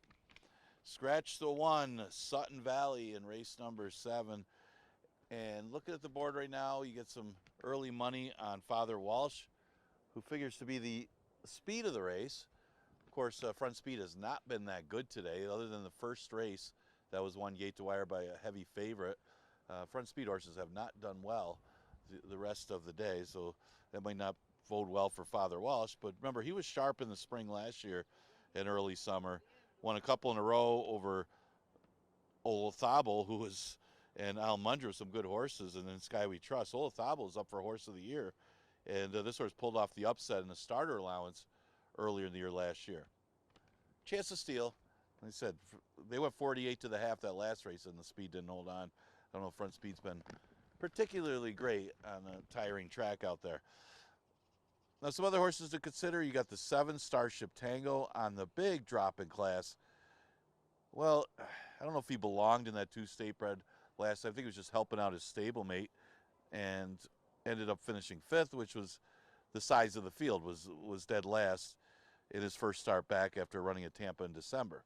Again, it wasn't, numbers-wise, it wasn't that bad of a race, and the drop in class has got to help this horse's chances. He was doing pretty decently about this time of the year last year, where he'd won a couple in a row. I took him on top. G. Munning forgot how to win, and he did get beat probably by a better horse last time. The money showed on Fiery Heart despite the layoff, and Fiery Heart is a former Horse of the Year, so no shame getting beat by that rival. He still ran a pretty good race, and he looks like he can sit right outside of Father Walsh and maybe take over. Seems like that's not a bad place to be. It's just that inside speed is just not holding. Captain of My Heart, well, you can't leave out the Linda Dixon barn. Not lately. Speaking of Aquilano doing well, Linda Dixon going into today had won 6 out of 10 races, and that's unheard of. So you're about 60% there. I know I ran a couple today, so it's going to ruin the percentage a little bit, but this barn is firing on all cylinders. Even the horse she ran earlier today outran the odds and ran a good second. Wasn't that badly beaten either, so I wouldn't be surprised if Captain My Heart made it to the winner's circle. This is another one to consider. Again, it does look like the 2. Father Walsh is the speed. You got a finalist who wants more distance. Bustino Centino may need a race. So I'm going to settle on a 7-6-5 in race number 7. We got about 8 minutes to post. Exacta Tri Super and Daily Double is offered here.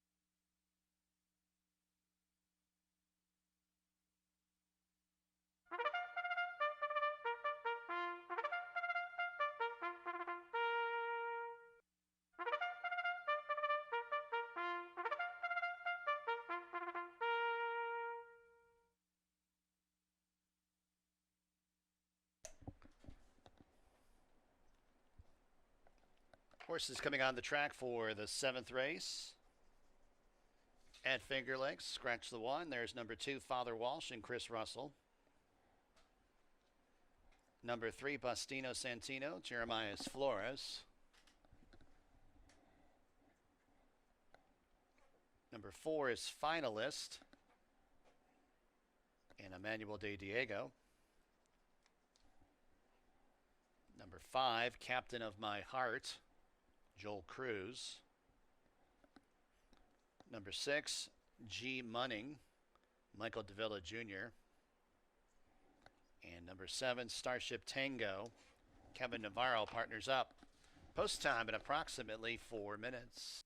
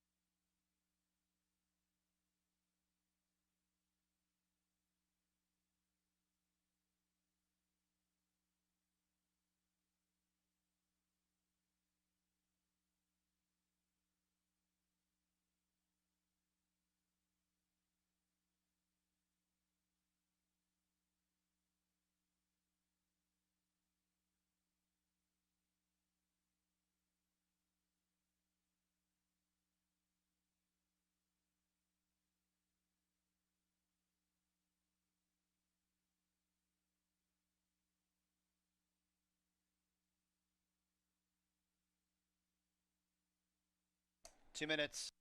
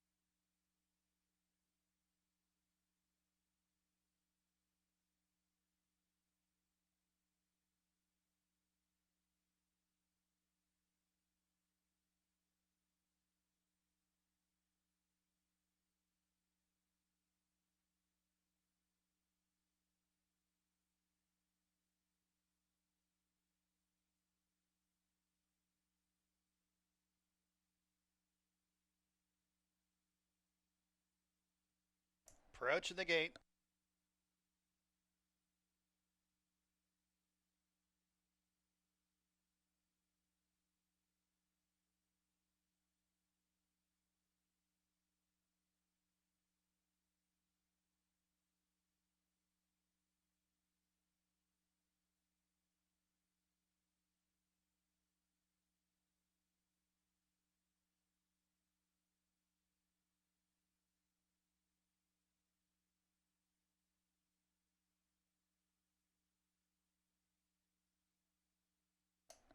And the horses have reached the starting gate. Race 7 from Finger Lakes. 6 pack to go, 5.5 furlongs. Condition claiming race. 8-5, number 6, G Munning. 5-2, number 7, Starship Tango.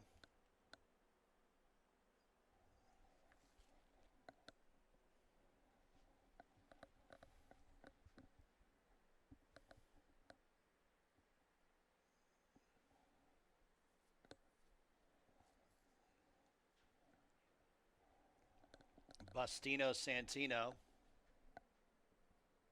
Captain of My Heart, G Munning. Starship Tango.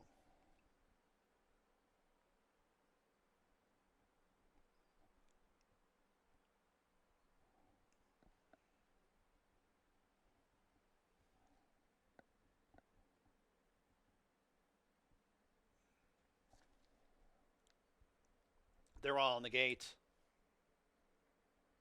And they're off. They've broken a perfect line. Bustino Santino and Father Walsh. These two send out for the front. G Munning outside in third. Pace looks to be quick early on. Captain My Heart races in fourth. Starship Tango outside fifth in a space of 3.5 lengths to finalist, who's in the sixth and trailing position. Father Walsh with less than a half mile to go has the lead by 3 parts of a length. Bustino Santino rates on the outside second. G Munning forcing the issue 3 wide in third. Captain My Heart towards the inside fourth. Starship Tango's at a good pace to run at in fifth, 4 lengths off the lead and 5 lengths to the trailer finalist. First quarter 22 4/5. They're lining up 3 across the track at the quarter pole. Father Walsh, Bustino Santino, G Munning first, second, and third. Captain of My Heart will attempt to squeeze on through towards the inside, and there's room there for Captain of My Heart. Starship Tango's dropped about 5.5 lengths off the lead. They run down to the final furlong. Father Walsh, Bustino Santino, G Munning, and here comes finalist from far back. Finalist, white blinkers, 4 wide, surging late. Father Walsh, Bustino Santino, G Munning. Here's finalist over the top. Finalist wins. Close for second, Father Walsh and Bustino Santino. Finalists from last to first.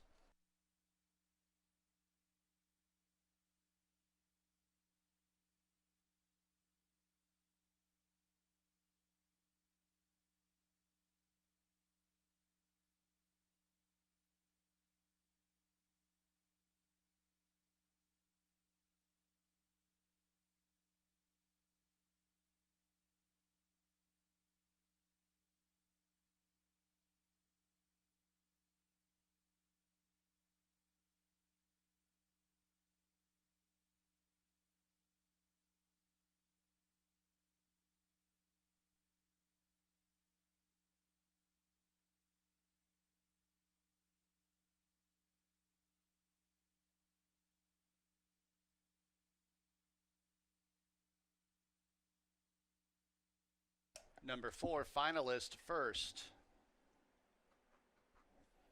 It's a photo for second. 5.5 furlongs, 107 flat.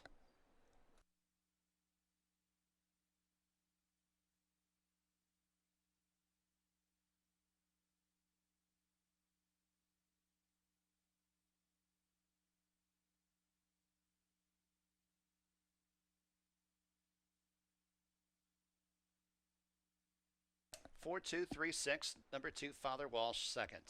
4-2-3-6.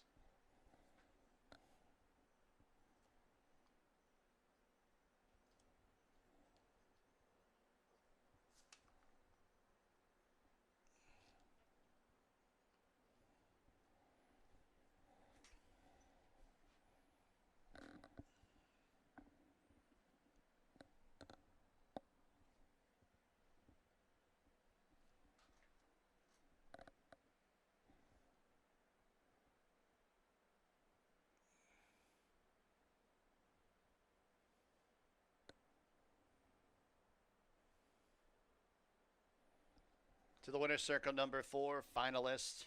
Florida bred 9-year-old Bay Gelding by tonalist Ada Val Marie, Nurka Ortas. Owner trainer Manuel de Diego, the winning jockey. Russellwood Farm bred finalist.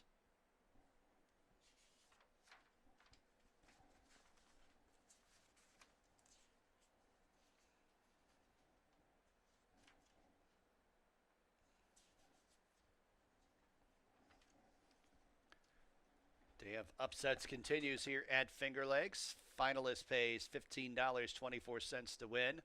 Double $112.64. Exacta $93.52. Trifecta $83.68. Dime Super $100.11.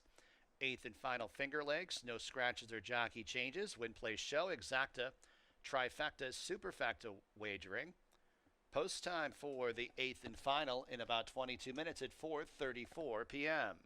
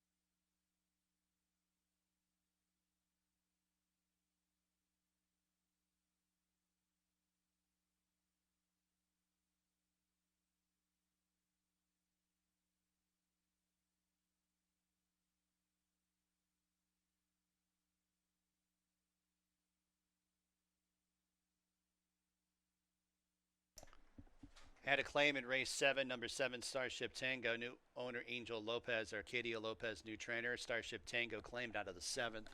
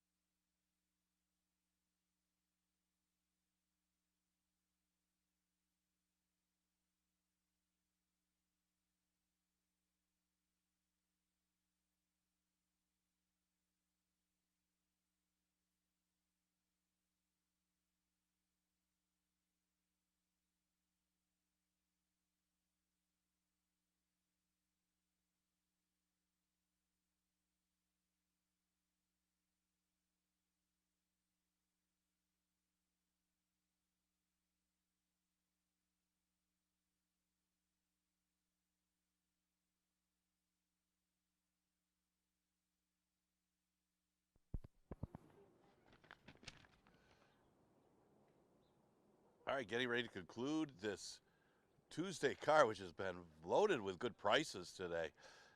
You know, horses from off the pace. I think the only speed horse that won was the first race, but Aquilano having a good day, won 2 in a row with some prices, and then that one for Nerco Huertas was a pretty good price as well. So if you're alive in any pick fours or pick fives, congratulations. Hope you get this one. Of course, this is one of the most wide open races of the day to finish it off. An 11-9 claimer, never won 3 condition, going 5.5. Figures to be a lot of fun here. And especially speed has not been particularly great today, and there are a few speed types in here.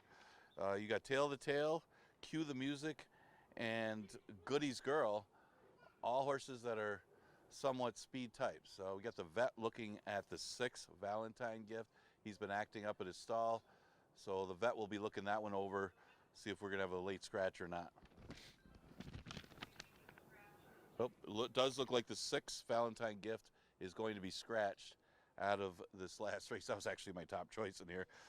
So the 6 Valentine gift is going to be scratched out of this last race as he's been acting up at his stall. Okay, let's look at some of the other contenders then. The 5 horse, Goody's Girl, is a speed type. Doesn't need the lead as shown when he ran on the Tapeta Gulfstream. She ran a very good second place finish, only a beat in the length against 8,000s. Both wins for this horse has been on the lead when he's been here at Finger Lakes. But again, I think he proved in that race he doesn't necessarily need it. He chased the 21 and 44, maybe just like the surface. But this horse from the Engelhart barn is an obvious contender in the last race. Other horses to consider, you got the 4 Tail the Tail, another speed type. He's coming off the layoff, but he does sport a pretty good work on May 11th. She was competitive at this level. She would be no surprise. Also has a win at this particular distance. The 7 horse, I thought was the most interesting horse in this race. Farmhouse, very well bred. I like the Instagrams. Out of Dam by Tisnow. That dam cost $450,000 as a yearling. They paid $100,000 for this one as a yearling. The question is going to be the distance. Maybe breaking outside and close the ground might be good on today's racetrack. I think she's been a little too aggressive in these route races where she's chasing the pace and fading. And part of it might be since adding blinkers. I know they tried adding blinkers back at Saratoga back in August of 2025. Obviously didn't work out. They took the blinkers back off. But for whatever reason, they put the blinkers back on the last 2 races.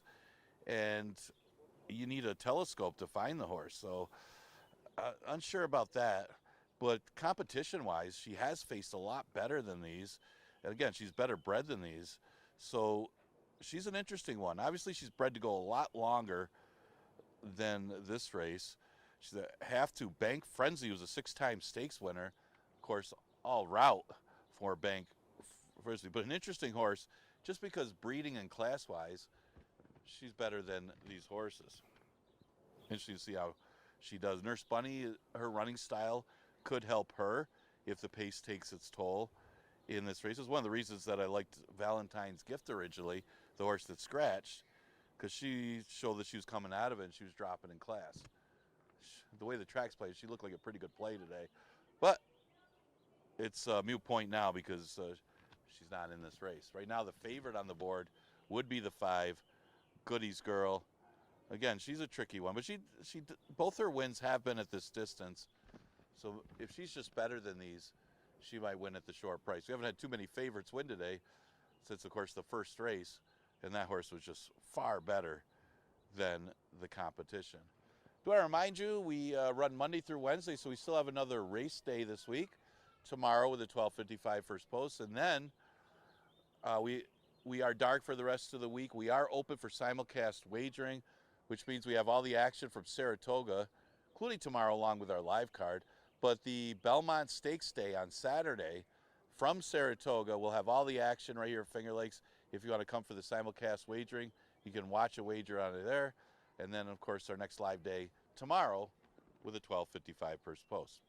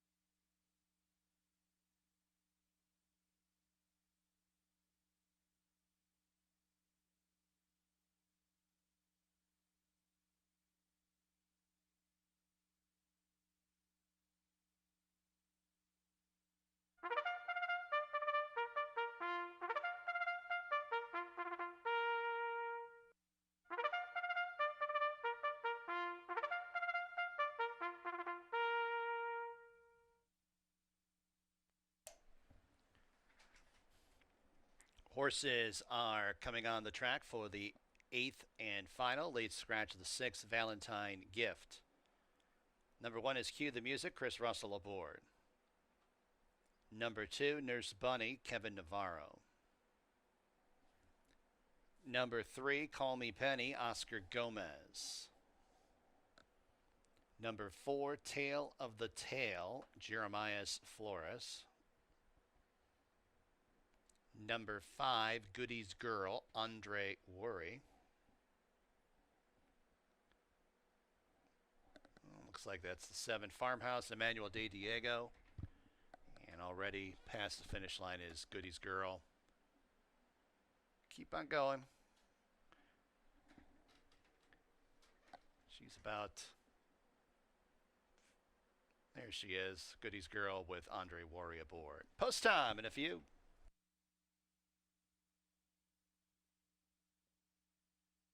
Want to let everyone know that we'll have a pick 5 carryover, late pick 5 carryover going into the Wednesday card. No one's going to have 5 of 5 today, so the carryover is $13,617. Programs for the Wednesday card available for download, if not already. Pretty darn close to being ready. Just go to fingerlakesgaming.com and follow the link. But a pick 5 carryover, $13,617 and change. That's a late pick 5 on the Wednesday card. We've got 8 races. So the pick 5, late pick 5 will start on race number 4.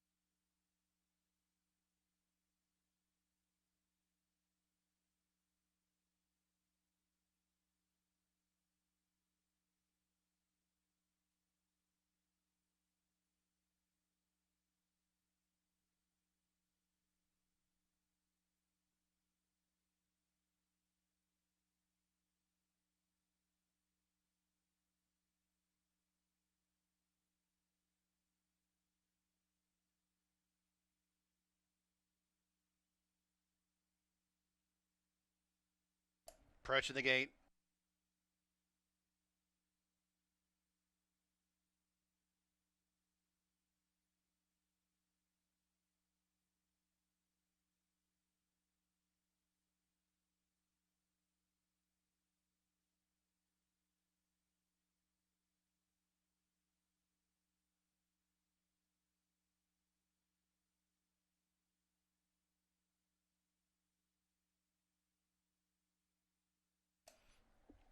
Fillies and Mares at the gate for the eighth and final. Cue the music, the first to go up. Field of 6 with the late scratch of number 6.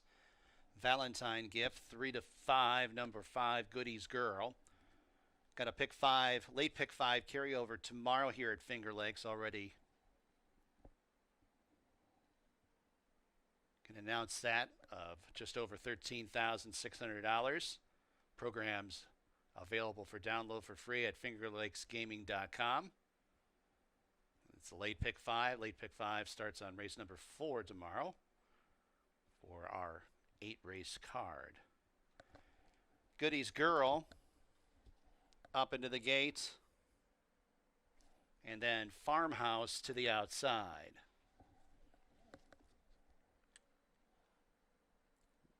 They're all in the gate. And they're off.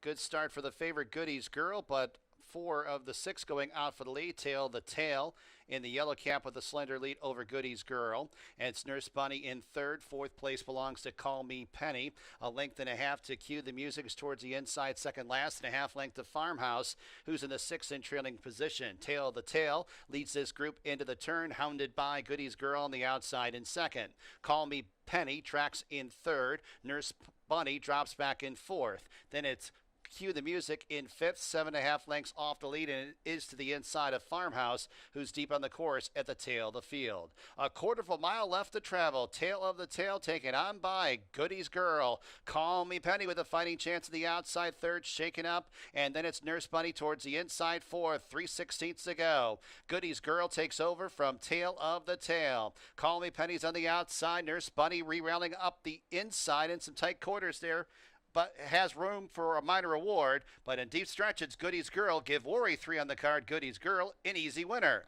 Nurse Bunny did re-rally to get second over Tail the Tail. Close for fourth, Farmhouse or Call Me Penny.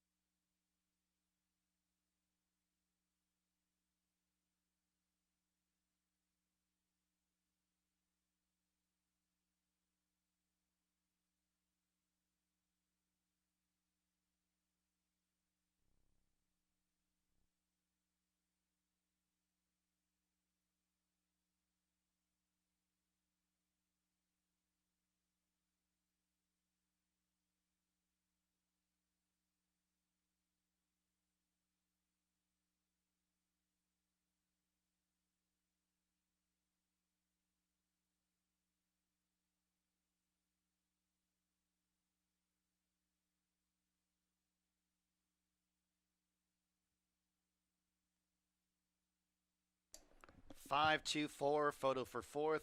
Goodies Girl, 3 to 5 favorite, wins 5.5 furlongs, 106.37.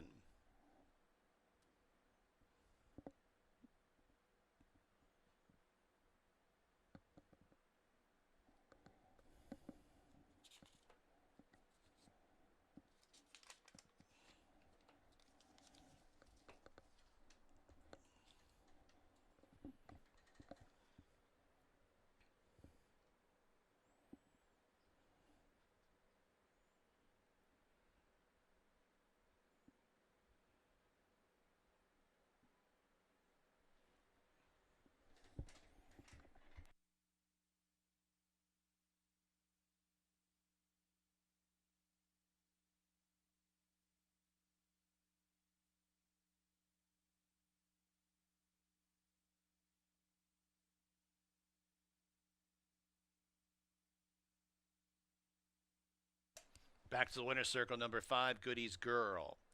Kentucky bred, 4-year-old chestnut filly by Mineshaft out of Seda. Rolled the dice, thoroughbreds, owner, breeder, Chris Engelhardt, the trainer. Andre Worry with 3 wins on the Tuesday card here at Finger Lakes.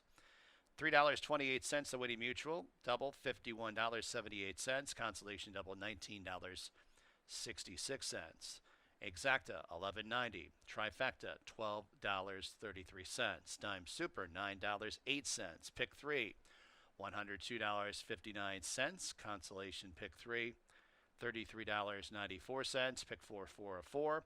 $8,763.16. Pick 5, carryover, $13,617.75. That goes into the Wednesday card, and that is into the late Pick 5 on the Wednesday card. Programs available for download at fingerlakesgaming.com, and those are free. For today, from high atop the roof here at Finger Lakes Gaming and Racetrack, this is your track announcer, Bill Downs, signing off. Have a tremendous evening.